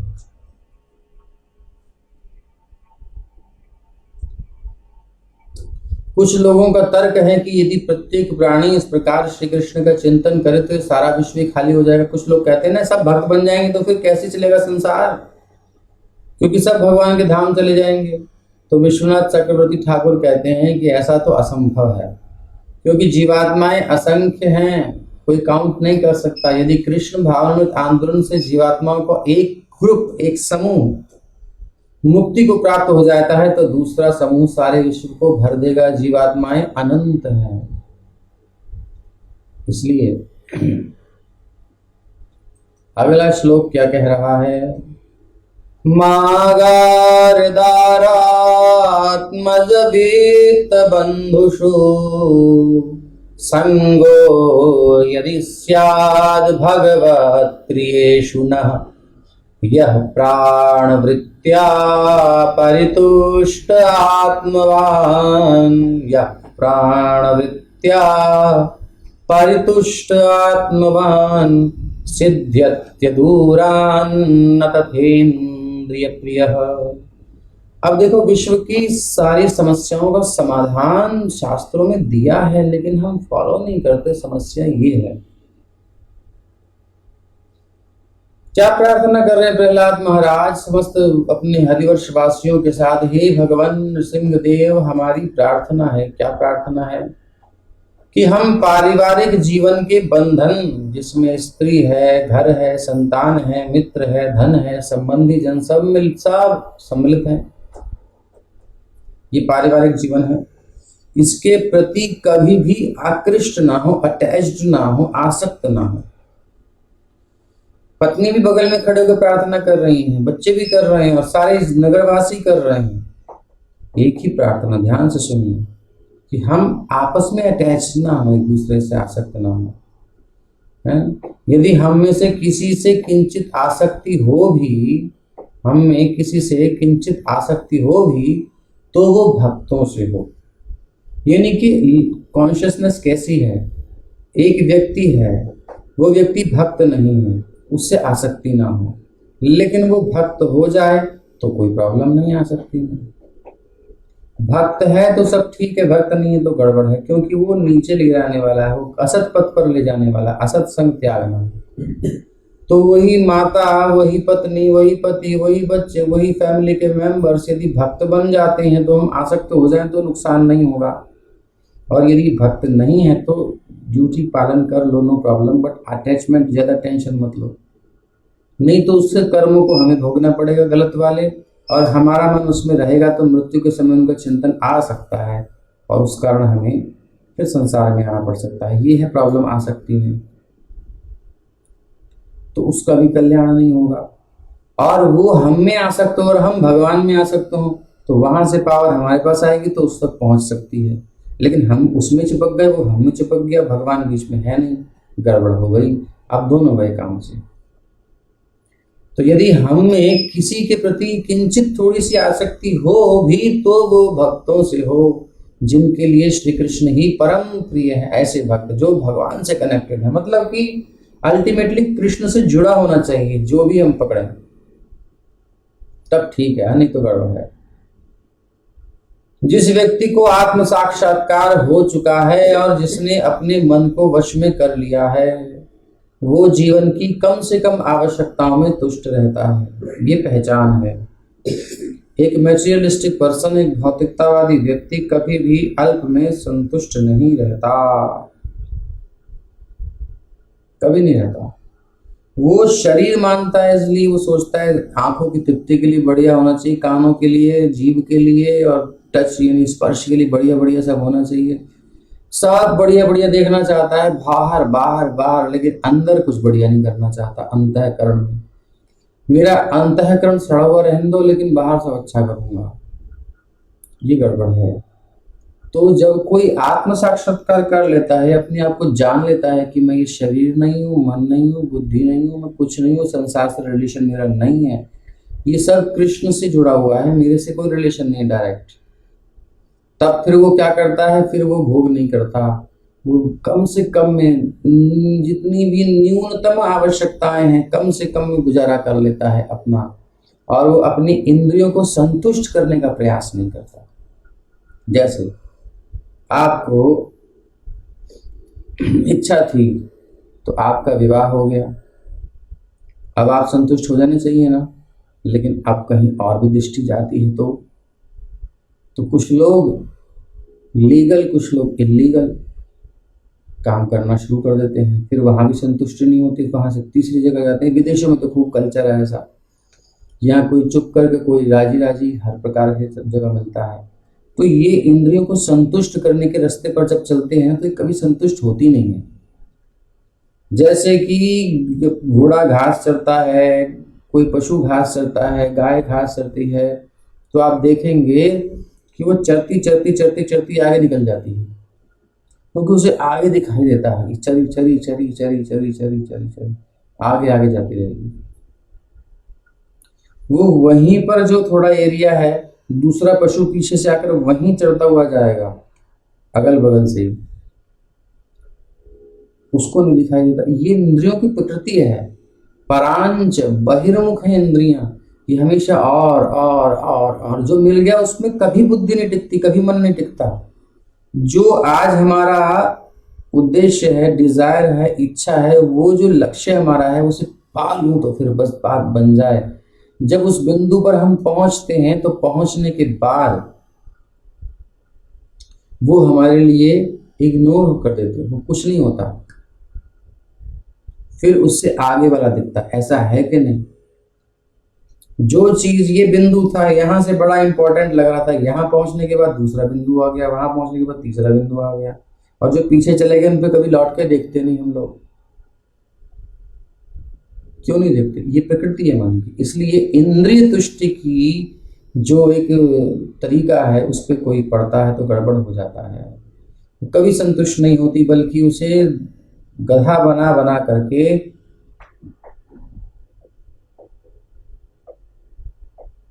इसी से आत्मसात करना है, जो होता नहीं है। आत्मसात एकदम नहीं होता भैया, धीरे धीरे धीरे धीरे ट्राई करना पड़ेगा, बार बार अभ्यास करना पड़ेगा, तब जो है ये बात बनने वाली है, ऐसे नहीं बनने वाली। तो कह रहे हैं कि वो अपनी इंद्रिय तुष्टि का प्रयास नहीं करता, जितने से शरीर चलता है, जितनी नीड है उतने को वो स्वीकार करता है, उसके अलावा सोचे कि एंजॉय करने के लिए वो तो है ही नहीं, उसे क्लियर हो जाता है, पूरा विश्वस्त होता है, कंफर्म है, इसलिए समस्याओं में नहीं पड़ता, इसलिए उसे जरूरत नहीं कोरोना में बाहर निकलने की, वो अपना घर पे बैठ करके मिनिमम रिक्वायरमेंट्स रखी हुई हैं, पहनने की कोई टेंशन नहीं है, घर में है तो क्या करना है, ज़्यादा है क्यों टसमस रहना है, सिंपल रहना है। और देखो जीवन यापन की व्यवस्था परमात्मा ने सबकी कर रखी है, ये बात समझ में जल्दी आती नहीं है। कुछ लोग ऐसे हैं जो कुछ नहीं करते लेकिन फिर भी रोटी उनके मुंह में आ जाती है, देखा होगा, नहीं देखा तो हमने तो देखा है भैया। तो कहाँ से आ रही है? कुछ करने धर रहे फिर भी। हाथी क्या करता है जंगल में, कौन सी उसने कमा कमा करके रखी हुई है, इतना खाता है इतना खाता है, मस्त रहता है जंगल में, कौन सी नौकरी कर रहा है, कौन सा बिजनेस कर रहा है, कौन सा क्या कर रहा है, उसे इतना पता है जब मुझे भूख लगेगी तो मुझे मिल जाएगा। चिड़िया को पता है मेरे को भूख लगेगी, उड़ के जाऊंगी कहीं ना कहीं मिल जाएगा। जिसने 84 लाख योनि में से 80 लाख प्रकार की योनियां, जो कि केवल पशु आदि पक्षी आदि सब योनियां हैं, सब मनुष्य को छोड़कर केवल भोग ही करने के लिए हैं, उन सबकी व्यवस्था कर रखी है। जो सर्वश्रेष्ठ कृति है भगवान की, उसके लिए व्यवस्था नहीं करी क्या? करी है, हमने ही बैलेंस बिगाड़ा है, हम ही ने प्रकृति को बिगाड़ा है। पशुओं ने, पक्षियों ने, जानवरों ने कोई नुकसान नहीं पहुंचाया जितना मनुष्य ने पहुंचाया है, इसलिए हमें ही सुधरना है। भगवान की कृपा तो पूर्ण है, अब हमें अपना ध्यान रखना है कि हम क्या कर रहे हैं। तो ये बहुत जरूरी है समझना, अगर हमें भक्ति में आगे बढ़ना है तो डिजायर्स तो भगवान की तरफ जानी चाहिए, इच्छाएं इंद्रियों की तरफ नहीं होनी चाहिए। इसकी सुई कम से कम में जीवन यापन करें, और जितना कम कर सके उतना कम कर दें, जितना कम से कम कर सकें उतना कम कर दें, जितने से बॉडी मेंटेन हो सकती है। और उसको बताएंगे तो आप कहोगे ऐसा भी हो सकता है, बोले हाँ ऐसा हो सकता है। 2 टाइम खा करके भक्त लोग रहते हैं आराम से, जल्द से जल्द 3 टाइम खा लो। अब 10 बार चले जा रहे हैं मुंह में, तो क्या हुआ? अच्छा ठूस ठूस के मत खाओ, आधे पेट खाओ तो सब ठीक रहेगा, रोग कम आएंगे पास में। खैर बहुत सी चीज़ें हैं, आयुर्वेद वाला है जो सिस्टम वो आप अपनाइए। तो अपनी इंद्रिय तुष्टि का प्रयास नहीं करता, क्योंकि वो इंटेलिजेंट हो जाता है, वो जानता है कि इंद्रियां तो कभी संतुष्ट होने वाली हैं ही नहीं। ऐसा व्यक्ति जो होता है, मैया ने कहा ना आत्मसात करना कठिन होता है, जल्दी हो नहीं पाता, तो उसी का सॉल्यूशन इस श्लोक में है। ऐसा व्यक्ति जो होता है, मिनिमम रिक्वायरमेंट्स होती है उसकी, इंद्रिय संतुष्टि के पीछे भागता नहीं है, तो ऐसा व्यक्ति जल्दी ही कृष्ण भावनामृत की ओर अग्रसर होता है, उसका मन स्थिर होता है, उसके पास कामनाएं कम होती है, वो समझ सकता है, टाइम भी उसके पास बचता है। ऐसा जो व्यक्ति है वो कृष्ण कॉन्शियसनेस में आगे बढ़ता है। लेकिन जो भौतिक वस्तुओं में बहुत लिप्त रहते हैं उनके लिए ऐसा कर पाना कठिन है। बोले सुबह कुछ बना था, दोपहर को कुछ बनेगा, शाम को कुछ बनेगा, रात को कुछ बनेगा, और फिर यहाँ आज नहीं आज बाहर जाके खाएंगे, ये करेंगे, उसको बुला ले, ये कर ले, नया कुछ बना, ये सब में कुछ लोग घूमते हैं। कुछ लोग सोचते हैं घर घर में अलग अलग वस्तुएं लाने के लिए, बोले ये अच्छा नहीं है, वो लेके आएंगे, ऐसा लेके आएंगे, इसको ऐसा सजाएंगे, इसका वैसा करेंगे, इसी में खप जाता है दिमाग। कुछ लोग सोने की सेटिंग बनाते रहते हैं कि बोले सोना है नींद वाला, बोले ऐसे नींद नहीं आती, ये चाहिए, पिल्लो चाहिए, वो डबल बेड चाहिए, वो वाला चाहिए, ऐसा चाहिए, म्यूजिक चाहिए, नहीं क्या क्या चाहिए, तब जाके नींद आती है। ये सब चीज़ों में आदमी अगर फंसा रहेगा तो भक्ति क्या करेगा? इतना काम करना है, इतना परिश्रम करना है कि पढ़ते ही नींद आ जाए, भूल जाए कि हम जमीन पर पड़े हैं, कि बेड पर पड़े, कहाँ पड़े, ऐसी थकान होनी चाहिए, तब आनंद आता है सोने का। थकेंगे तो फिर सोने की जरूरत क्या है। जप करें, भजन करें। तो यही है, सिंपल है। अगर सादा जीवन है, उच्च विचार है, तो कृष्ण कॉन्शियसनेस में उन्नति हम कर सकते हैं। अदरवाइज ये सॉल्यूशन हमें काम में आने वाला नहीं है, क्योंकि हम इतना बिजी हैं मटेरियल एंजॉयमेंट में, टाइम ही नहीं है अपने पास। इसलिए जो सच्चे परमार्थी होते हैं वो एक समय के बाद कम से कम ये जॉब वगैरह, बिजनेस बिजनेस सब छोड़ करके, और उस मनी उन्होंने कमाई है उससे प्रेम से अपना मिनिमम रिक्वायरमेंट के साथ अपना अध्यात्म का जीवन जी रहे हैं आज भी।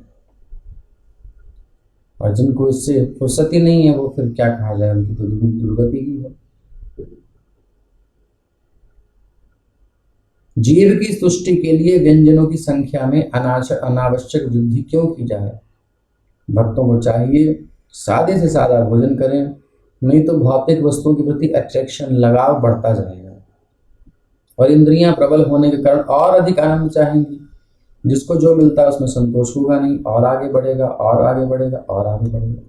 इससे जीवन के असली काम को, अर्थात कृष्ण भावनावत को, कृष्ण चेतना में विकास करने को कोई टाइम नहीं मिलेगा, उन्नति रुक जाएगी। यत्संगलब्धम, किसी का कोई प्रश्न यहां तक? No question? यह है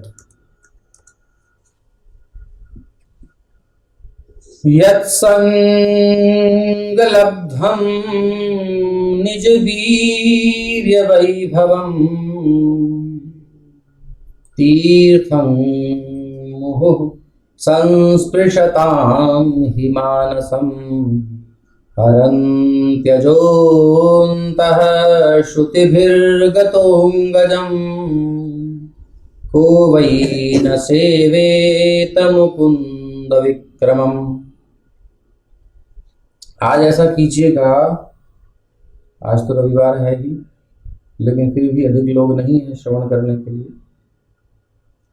तो इससे पता चलता है कि हम गंभीर नहीं हैं।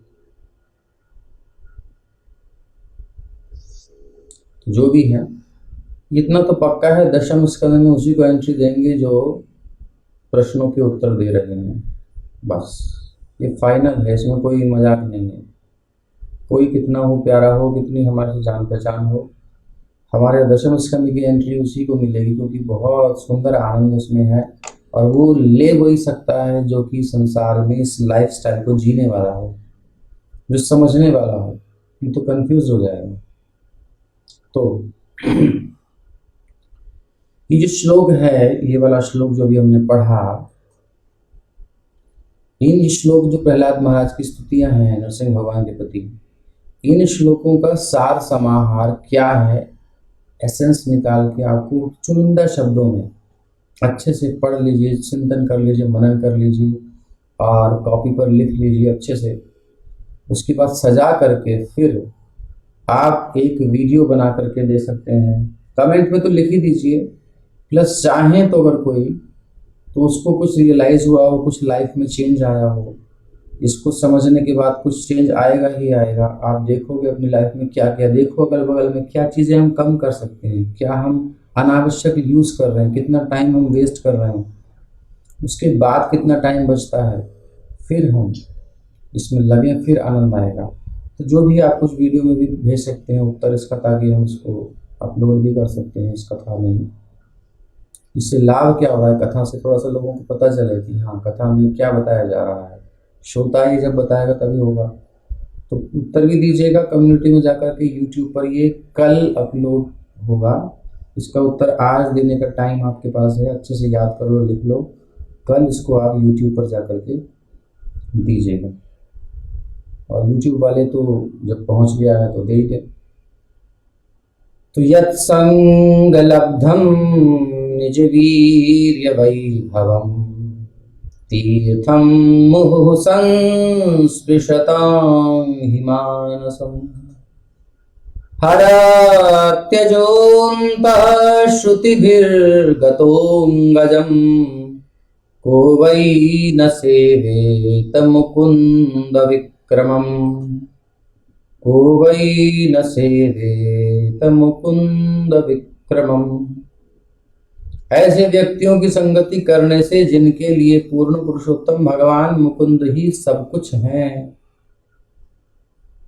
ऐसी व्यक्तियों की संगति, कैसे व्यक्तियों की एसोसिएशन, जिनके लिए पूर्ण पुरुषोत्तम भगवान मुकुंद ही सब कुछ हैं। भगवान के यशस्वी कार्यों को सुनकर शीघ्र ही समझ सकता है। ऐसा व्यक्ति जब कुछ बोलता है तभी वो समझ में आती है बात। जिसके खुद प्रेम नहीं है वो क्या बताएगा। मुकुंद के यशस्वी कार्य कितने शक्तिशाली हैं, भगवान की लीलाएं, भगवान की कथाएं इतनी शक्तिशाली हैं, इतने सक्षम हैं, कैपेबल हैं कि इनको सुनकर ही, किस लिए, केवल सुनने मात्र से, यत् संग लब्धम निज वीर्य वैभवम तीर्थम मुहुर संस्पृशताम ही मानसम। मन से जब स्पर्श होता है, मन लगाते हैं जब, तब होगा ना स्पर्श।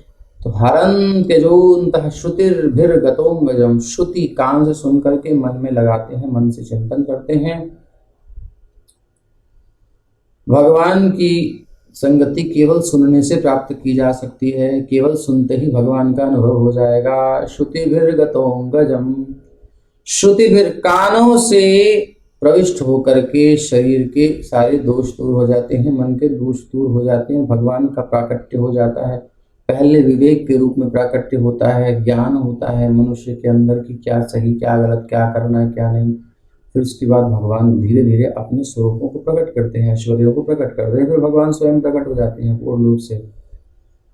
तो गुण आएंगे पहले भगवान के अंदर, हमारे अंदर क्वालिटीज आएंगी भजन करने से, फिर उन गुणों के द्वारा भगवान पूर्ण प्रकट हो जाएंगे।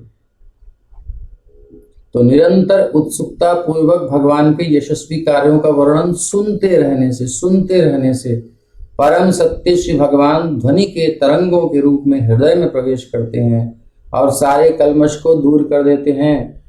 ये तो हो गया हमारा प्रोसेस भक्ति का। दूसरी ओर यद्यपि गंगा स्नान से मल और संदूषण घटते हैं, लेकिन स्नान तथा पवित्र स्थानों के दर्शन से दीर्घ काल के अनंतर ही हृदय स्वच्छ हो पाता है। गंगा जी में बहुत देर लगेगी करने में काम, वो भी पवित्र करती है, बट टाइम लगेगा। लेकिन संत के पास भगवान के लाडले प्यारे बिल्कुल आसक्त प्रेमी भक्त का संग करेंगे तो ये काम बड़ा जल्दी हो जाता है। स्नान कर था पवित्र स्थलों के दर्शन से दीर्घकाल के अनंतर ही हृदय स्वच्छ हो पाता है। इसलिए ऐसा कौन विज्ञ विद्वान पुरुष होगा जो जीवन की सिद्धि के लिए भक्तों की संगति नहीं करना चाहेगा। इतना इजीली सब काम हो रहा है, भगवान के भक्तों के पास जाओ और वो कथा सुनाएंगे ठाकुर जी की, बस ध्यान से कान को लगा करके, मन को लगा करके सुनो। तो सभी बड़े बड़े आचार्यों का ये मत है कि मनुष्यों को भगवान के संबंध में सुनने का अवसर प्राप्त होना चाहिए, तब सफलता निश्चित है। जितना ही अधिक हम अपने हृदयों से भौतिक आसक्ति के मल को, ममता मल जरी जाए, ममता मेरेपन के आसक्ति से, अटैचमेंट संसार का, ये सब मल है, इसी से प्रॉब्लम है। इस मल को जितना हम स्वच्छ करेंगे, दिल से हटाएंगे, कथा सुन सुन करके विरक्ति लाएंगे अंदर, उतना ही अधिक श्री कृष्ण के नाम रूप गुण लीला और वैशिष्ट्य और कार्यों के प्रति आकृष्ट होंगे। कृष्ण भावनामृत आंदोलन का यही एसेंस है, सार है, यही जिस्ट है। तो भक्तों का संग, भक्त मतलब जो शुद्ध भक्त हैं, मतलब जो प्रेमी हैं, अथवा जो प्रेमी भक्तों की लाइन में है, जो उस लाइन में ही चल रहे हैं, उनका लक्ष्य भी प्रेम प्राप्त करना है, भले नहीं किया है प्राप्त। अगर शुद्ध भक्त नहीं मिलेंगे तो क्या करेंगे, हैं शुद्ध भक्त लेकिन हमारी स्थिति नहीं है, तो फिर सेकंड स्थिति है जो उन शुद्ध भक्त के ऑर्डर्स को फॉलो करने का प्रयास करें, ईमानदारी से उस पथ पर चल रहे हैं, उसका भी हम संग कर लेंगे तो हमें प्रभाव हो जाएगा। और जैसे जैसे हम सुनते रहेंगे, संग करते रहेंगे, उनकी बात मान के चलते रहेंगे, उतना उतना हमारा हृदय शुद्ध होगा। और जितना हृदय शुद्ध होगा मतलब हृदय से वैराग्य होगा, संसार के भोगों से आसक्तियाँ नेचुरल कम होती जाएंगी, अटैचमेंट, फिर रोना वोना कम हो जाएगा।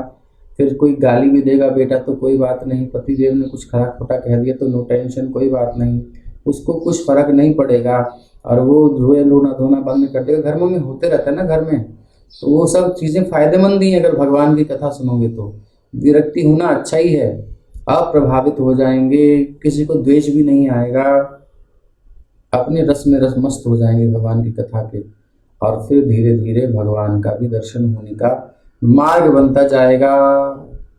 क्योंकि यस्यास्ति भक्तिर्भगवत्य किंचना सर्वैर्गुणैस्तत्र समासते सुराः हराव भक्तस्य कुतो महद्गुणा मनोरथेना सति धावतु बहिः। क्योंकि जिसके अंदर भगवान के प्रति लगाव होता है, भक्ति होती है, उनकी कथाओं से प्रेम होता है, भक्तों का संग करता है, उसके अंदर सारे गुण अपने आप आ जाते हैं। उसे कुछ अलग से गेन करने के लिए, अर्न करने के लिए कुछ करना नहीं है। सिंपली भक्तों के संग में रहकर श्रद्धा से कथा सुनते रहो, सुनते रहो, सुनते रहो, और जितना अप्लाई कर सकते हैं करते रहो। सुनते सुनते शक्ति भी आएगी, जितनी आती जाए उतना अप्लाई करते जाओ, उतना उतना जितना वैराग्य, सुनते सुनते ही वैराग्य होगा, सुनते सुनते ही ज्ञान होगा। जितना ज्ञान हो उसके अकॉर्डिंग अपनी एक्टिविटीज करें, प्यूरिफाई करें, गलत काम बंद करें। इतना वैराग्य होगा, उतना गलत चीजें छोड़ने के बाद हम दोबारा उसमें नहीं जाएंगे, वो कि वैराग्य हो गया है। तो इस प्रकार से संसार से धीरे धीरे हम उठते जाएंगे, छूटते जाएंगे, मुक्त होते जाएंगे, और हमारी चेतना जो है संसार से लिप्त ना हो करके उतना उतना भगवान की कथा में लिप्त हो जाएगी। 1% डिटैचमेंट, 1% जो है नॉलेज, तो 1% हमारा स्पेस बन गया, संसार से मन हट गया। सो उतना भगवान में टाइम इन्वेस्ट कर दिया, और फिर भगवान की कथा जब ध्यान से सुनी, और तो फिर जो है 2% हमारे अंदर चेंजेस आएंगे। 2% विरक्ति होगी संसार से, 2% नॉलेज होगी। नॉलेज हो जाएगी यार ये तो नश्वर है, तो छोड़ छोड़ और छोड़ देंगे कुछ संसार में आसक्ति। उतना वैराग्य हो गया, उतना स्पेस बच गया, उस स्पेस में भगवान आके जगह बना लेंगे। ठाकुर जी कथा तो सुन ही रहे हैं रोज, हम समझ रहे हैं प्रोसेस क्या है। कथा सुनना, उससे हृदय में ज्ञान होना, ज्ञान और वैराग्य प्रकट होना, भक्ति आएगी, कथा सुनना भक्ति है, भक्ति से ज्ञान वैराग्य, 2 पुत्र पैदा होते हैं। वो पुत्र जो होते हैं वो क्या करते हैं, ठाकुर जी को बुला लेते हैं, तो पापा को पुकारते हैं, पापा पापा पापा पापा आ जाते हैं, भगवान हृदय में आ जाते हैं, कहते हैं बेटा थोड़ा स्पेस है इसकी, थोड़ा सा ही आ रहा हूँ, कोई बात नहीं।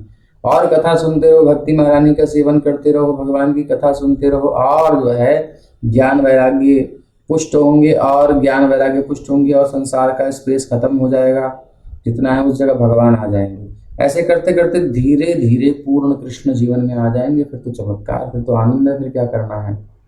और जो ऐसा नहीं करते, हराव भक्त से, जो हरि के अभक्त हैं, कुतो महद्गुणा, उनमें महद्गुण कहाँ से आ सकते हैं, क्योंकि गंदा ही सुनते हैं, गंदा ही देखते हैं, तो गंदी आएगा अंदर।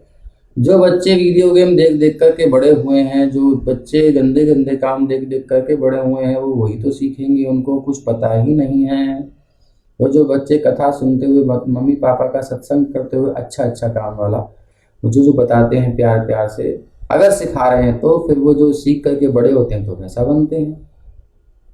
बड़ा छोटा सा बच्चा, कल हमने रात को देख रहे थे वीडियो, ऐसे आया था सामने, छोटा सा बच्चा है, उसे बोलना भी ठीक से नहीं आ रहा है, उसको राग केदार मैया सिखा रही है, वो गा रहा है, तो माँ सिखा रही है, वो गा रहा है। बच्चे के अंदर क्षमता है, हम उसे दे क्या रहे हैं, गलती हमारी है। इसलिए भागवत पढ़ाओ बच्चों को, गीता पढ़ाओ बच्चों को, ये बच्चों के लिए से ही शुरू करनी है। कौ महाराचरित प्राज्ञो, ये प्रहलाद महाराज जी बता रहे हैं कि 5 साल से भक्ति शुरू कर दो, नहीं तो हरि के अभक्त बने रहेंगे। कुतो महद गुणा, बड़े बड़े गुणिया, बढ़िया बढ़िया गुण कहाँ से आएंगे।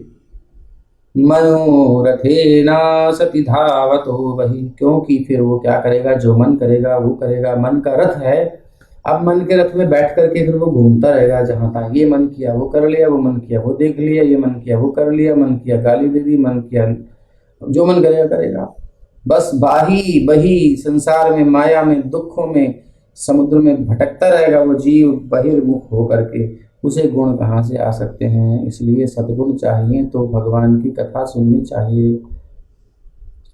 तात्पर्य उन गुणों की श्रृंखला दी हुई है प्रभुपाद जी के द्वारा, जो गुण भगवान की कथा सुनने से, भक्तों का संग करने से हमारे जीवन में आते हैं। उसे पढ़ लीजिएगा, भागवत ले लीजिए, नहीं है तो नंबर आपके पास है, ऑर्डर दीजिए, मंगा लीजिए। हरिर्हि साक्षात् भगवान शरीरिणाम आत्मा झषाणामिव तोयमीप्सितम् हित्वा महांस्तं यदि सज्जते गृहे तदा महत्वं वयसा दंपतीनाम्। आगे प्रहलाद महाराज कहते हैं, हरिवर्ष में जिस प्रकार जलचर प्राणी, जल में रहने वाले जीव हमेशा विशाल जल राशि देखना चाहते हैं, उसी में रहना चाहते हैं। जो जलचर है, जिसका जल ही जीवन है, वो यही तो चाहता है कि जल बना रहे, उसका जल ही जीवन है, तो मर जाएगा। उसी प्रकार से समस्त बद्धात्माएं, सारी बंधन के जीव भगवान के अपार अस्तित्व में रहने की कामना करती हैं। इसलिए यदि भौतिक गणना के आधार पर माना गया कोई श्रेष्ठ पुरुष किन्हीं कारणों से परमात्मा की शरण न ग्रहण करके गृहस्थ जीवन में लिप्त हो जाता है, यानी भोगों में फंस जाता है, तो उसकी श्रेष्ठता निम्न श्रेणी के तरुण दंपत्ति जैसी होती है। भौतिक जीवन के प्रति अति अधिक आसक्ति, थोड़ा बहुत चलता है लेकिन ज्यादा आसक्त हो जाना है, तो फिर समस्त आध्यात्मिक गुण ही गायब हो जाते हैं। ये खतरनाक चीज है। यद्यपि मकर जो है अत्यंत भयावना पशु है, लेकिन जल के बाहर आने पर वो अशक्त हो जाता है। मगर जो होता है जल के अंदर शक्तिशाली होता है, बाहर आते उसकी पावर थोड़ी कम हो जाती है। जल के बाहर आने पर वो अपनी मूल शक्ति नहीं दिखा सकता। इसी प्रकार सर्वव्यापी परमात्मा समस्त प्राणियों का स्रोत है, सब उनसे आए हैं और सभी प्राणी उनके विभिन्न अंश हैं।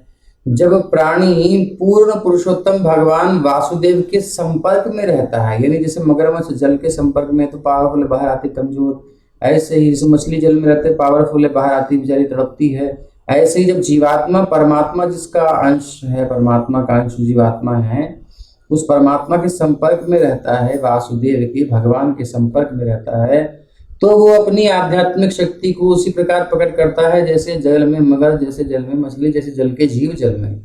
मतलब यह है कि जब जीवात्मा आध्यात्मिक जगत में रहता है, स्पिरिचुअल एनवायरनमेंट में रहता है, तो पावरफुल रहता है, ब्लिस रहती है, आनंद रहता है, भरा भरा रहता है उसका दिल। कहता है कि जीवन में कितना आनंद है और उसकी महानता का दर्शन होने लगता है।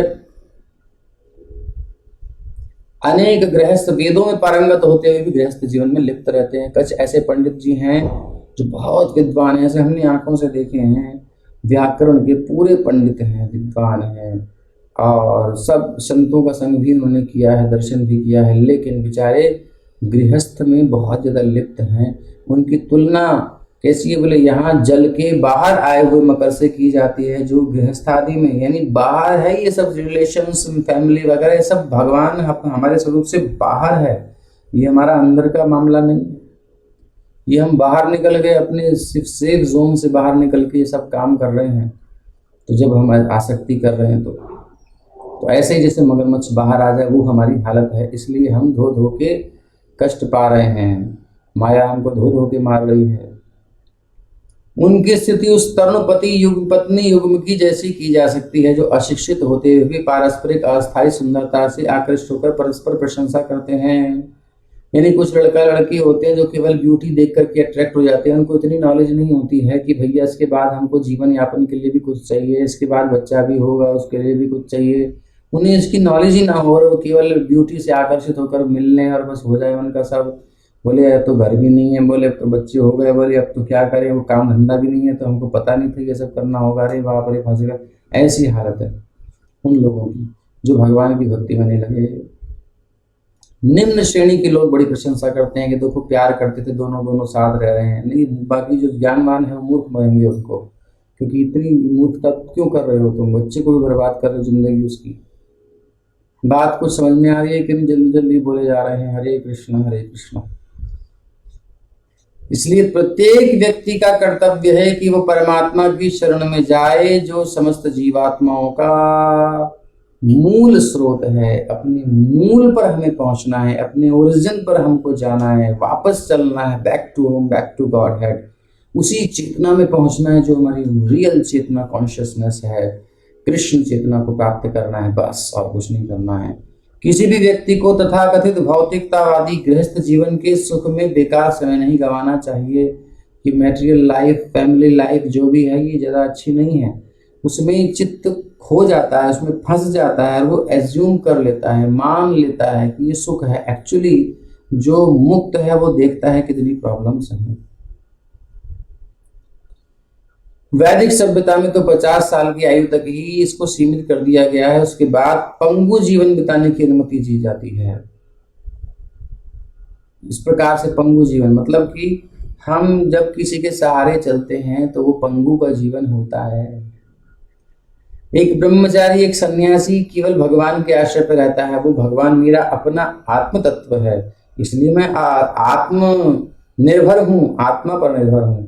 लेकिन जब मैं किसी जीव पर निर्भर होता हूँ, देख तू नहीं रहती है तो मैं रोटी भी नहीं खा पाता, देख बेटा तू नहीं होता है तो मेरा ये काम नहीं होता है, पुत्र पुत्री पत्नी पति एक दूसरे पर डिपेंड हो रहे हैं। जैसे कि कोई पंगु होता है, लंगड़ा होता है, अशक्त होता है, उसे कोई सहारा चाहिए होता है, ऐसे डिपेंड हो जाते हैं हम प्रकृति के उत्पादों पर। ये पंगु जीवन केवल 50 साल तक जियो, उसके बाद नहीं, 25 साल में विवाह कर ही लेना चाहिए। फिर तो गृहस्थ जीवन त्याग कर वानप्रस्थ या संन्यास आश्रम में प्रवेश करना चाहिए, जिसमें वो भगवान का पूरी तरह आश्रय ग्रहण करता है। अब ये वैसाखियां छोड़ के निज स्वरूप को जान करके अपने आत्मानंद में मग्न होकर के, भगवान के आत्म स्वरूप श्री कृष्ण की कथा में मग्न होकर के, उनके नाम में मग्न होकर के और आनंद पूर्वक रहना चाहिए। कहीं भी मस्त रह सकते हैं, नो टेंशन, नो वरी, जपो हरे हरि, हरे कृष्ण कृष्ण कृष्ण हरे हरे, हरे राम राम राम हरे हरे। तस्माद् रजो राग विराग, क्षमा कीजिए, तस्माद् रजो राग विषाद मन्यु, मानस्पृहा भय दैन्याधिमूलम, हित्वा गृहं संसृति चक्रवालम, सिंहपादम भजता कुतो भयमिति। इसलिए हे असुरगणों, देखो सारी प्रजा को प्रहलाद महाराज रोज उपदेश देते हैं, रोज भगवान का भजन करते हैं, उनको समझाते हैं कि चक्कर में मत पड़ जाना, आराम से भगवान में डिपेंड हो। ये असुरगण गृहस्थ जीवन के तथा कथित सुख का परित्याग करके, गृहस्थ आश्रम को भले ही ना त्यागो, कम से कम उसका सुख तो त्याग दो। जो भोग हम कर रहे हैं एंजॉयमेंट, उसको छोड़ करके घर में ही तपोवन बना दिया जाए, घर में ही वृंदावन बना दिया जाए, तो क्या बात है, वहीं से बिगिनिंग कर सकते हैं, ज्यादा नहीं हिम्मत है तो तथा कथित गृहस्थ सुख का परित्याग करके भगवान नृसिंह के देव के चरणार बिंदों की शरण ग्रहण करो, वो ही निर्भयता देने वाले हैं। निर्भयता की जो शरण स्थली है, यानी जो अभय, फियरलेस जो स्थिति है, फियरलेसनेस, वो जहां टिकती है, जहां से आती है, जहां वो आश्रय करके रहती है, अभयता, वो निर्भीकता, वो जो है भगवान की चरण कमल ही है। अभय चरणारविंद वास्तविक शरण स्थली है निर्भीकता की, भगवान नृसिंह देव के चरण कमल। सांसारिक आसक्ति, दुर्दमनीय कामनाएं, जो कामनाएं अंदर भरी पड़ी हैं, उनको दमन नहीं कर सकते, रोक नहीं पाते, आदमी उसकी बस में होकर जाने क्या क्या कर देता है। विषाद, और फिर बाद में विषाद होता है, यार मैंने उस समय कर दिया, मेरा मन बस में नहीं हुआ, मैं क्या करूं, उस समय मेरी काम नहीं करी बुद्धि, उस समय रोका नहीं गया मुझे अपने आप को। पहले दुर्दमनीय इच्छाएं परेशान करती हैं, उसके बाद वो जब इच्छा पूरी कर लेता है तो बाद में पछताता है। फिर विषाद होता है, क्रोध आता है, निराशा होती है, भय है, झूठी प्रतिष्ठा की भूख है, कोई सम्मान करना नहीं चाहता लेकिन अब करना पड़ता है। तो ऐसी झूठी प्रतिष्ठा ही तो हम ले रहे हैं संसार में। कौन लाइक कर रहा है? हमारी मनी से, हमारी पोस्ट से, हमारी किसी क्वालिटी से उनको मतलब है। कुछ नहीं है तो फिर साइड में डाल देंगे। देख ही रहे हो कोरोना में कौन पूछ रहा है, अपने अपने ही दूर हो रहे हैं। तो भय, झूठी प्रतिष्ठा की भूख, इन सब का मूल कारण क्या है? गृहस्थ जीवन में आसक्ति है। गृहस्थ जीवन नहीं है मूल कारण, गृहस्थ जीवन में आसक्ति है। ध्यान से सुनिएगा। तो पत्नी भी हो, बच्चे भी हो, सभी हो, नो प्रॉब्लम, बट उसमें जब अटैचमेंट आता है तो फिर एक इच्छा आती है, आशा आती है, ऐसा होना चाहिए, प्रेम खत्म। क्योंकि इसकी डिजायर कुछ है, इसकी डिजायर कुछ है, इसके एक को तो समर्पण करना पड़ेगा, और नहीं करेगा तो लड़ाइयाँ होंगी। और मान लो समर्पण करता है तो फिर कैसे करता है संसार में? यार इसकी एक बात मैंने मानी, मैं तेरी एक बात मानी, तू मेरी एक बात मान, मैं तेरी एक बात मानी, तू मेरी एक बात मान, नहीं तू मेरी 4 बात मानेगा, मैं तेरी एक बात मानूंगी। ऐसे चलता रहता है। ये बैलेंस बना के चलते हैं, बट एक्चुअली प्रेम तो नहीं है। प्रेम की तो परिभाषा ही अलग है। तो इसलिए इन आसक्तियों को खत्म करके बीच में श्री कृष्ण को ले आओ, सबसे कहो बोले ये है हमारे स्थान जहाँ हमको प्रेम करना है। बच्चे तू भगवान से आसक्ति कर, तू इन्हीं का पुत्र है, बटिया तू इन्हीं की बिटिया है, यही सबके पिता हैं और मेरे भी यही पति हैं और पतिदेव आपके भी यही हैं। स्वामी वास्तव में पति पति नहीं है, पति तो केवल एक पुतला है, असली में पति जो है भगवान का प्रतिनिधि पत्नी के लिए है, बट एक्चुअल में तो वो जीवात्मा और भगवान उसके असली पति हैं। तो असली में पति या स्वामी राष्ट्रपति जैसे हैं, तो ऐसे भगवान पालन करने वाले सबके भगवान ही, बाकी तो रोल कर रहे हैं हम, नकली हैं, असली वाले नहीं हैं। तो जो पति वाला रोल है एक्चुअली नकली रोल है, इसलिए इनको तो भगवान को ही अपना पति मान लेना चाहिए और कुछ नहीं है। सांसारिक अनुरक्ति, दुर्दमनीय कामनाएं, विषाद, क्रोध, निराशा, भय, झूठी प्रतिष्ठा की भूख, इन सब का आप देखो फैमिली में प्रशंसा करनी पड़ती है श्रीमती जी की कई बार है। आप देखो होता है ये, कई बार नहीं भी मूड होता है तब भी कहना पड़ता नहीं बहुत सुंदर लग रहा है, ये तो बहुत ही सुंदर है। कभी कभी कहते भी होंगे लेकिन कभी कभी नहीं भी कहते, ऐसा भी होता है। तो ये झूठी प्रतिष्ठा है, सुनने की इच्छा होती है।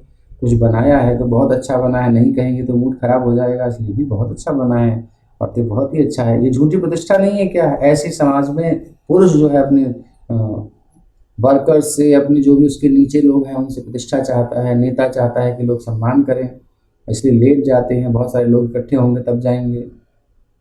जो भी है, झूठी प्रतिष्ठा की भूख, भय, निराशा, जो भी सब झंझट है, ये सबका कारण है गृहस्थ जीवन में आसक्ति। और गृहस्थ का मतलब केवल फैमिली लाइफ ये नहीं है जो आजकल पत्नी बच्चे हैं, इसके बड़ा समाज की भी गृहस्थी बना लेते हैं, कुछ देश को ही गृहस्थी बना लेते हैं, वो देश में आसक्त हो जाते हैं। आसक्ति गलत है, आसक्ति तो भगवान में करनी है, कर्तव्य करना है, देश के प्रति कर्तव्य, माता पिता के प्रति कर्तव्य, अपने परिवार समाज के प्रति, विश्व के प्रति, जीवात्माओं सबके प्रति कर्तव्य पालन करना है, धर्म का पालन करना है। बट आसक्ति के लिए कहीं नहीं कहा गया है, वो तो गड़बड़ है, फंसा देगी महाराज, जिसके कारण जीवन मरण का चक्र चलता रहेगा। हिरण में आसक्ति और जीवन शुरू भरत महाराज का। हरे कृष्ण। आरती। कोई प्रश्न है तो कर लीजिए।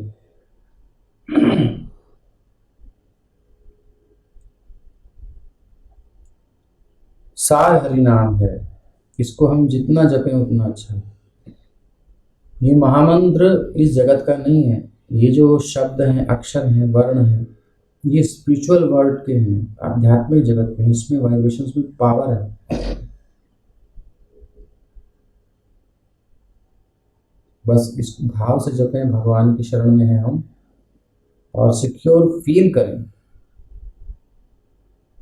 प्रभाव होगा।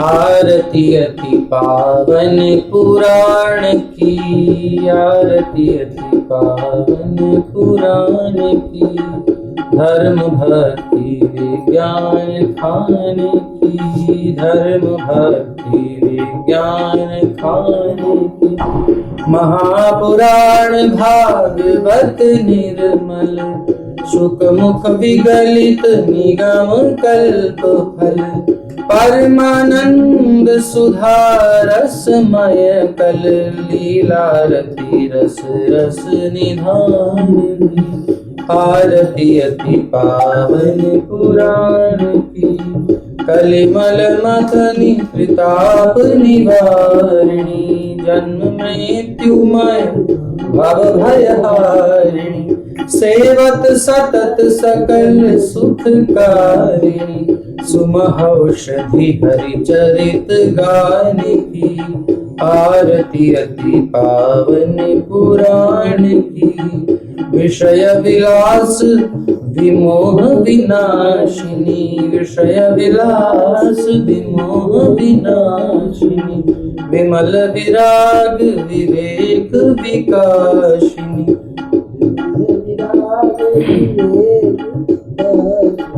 भगवत तत्व रहस्य प्रकाशिनी परम ज्योति परमात्म ज्ञान की आरती अति पावन पुराण की परम हंस मुनि मन उल्लासिनी रसिक हृदय रस रास विलासिनी भुक्ति मुक्ति रति प्रेम सुदासिनी कथा किंचन प्रिय सुजान की आरती अति पावन पुराण की धर्म भक्ति विज्ञान खान की। हरे कृष्ण कृष्ण कृष्ण हरे हरे हरे राम राम राम हरे हरे हरे कृष्ण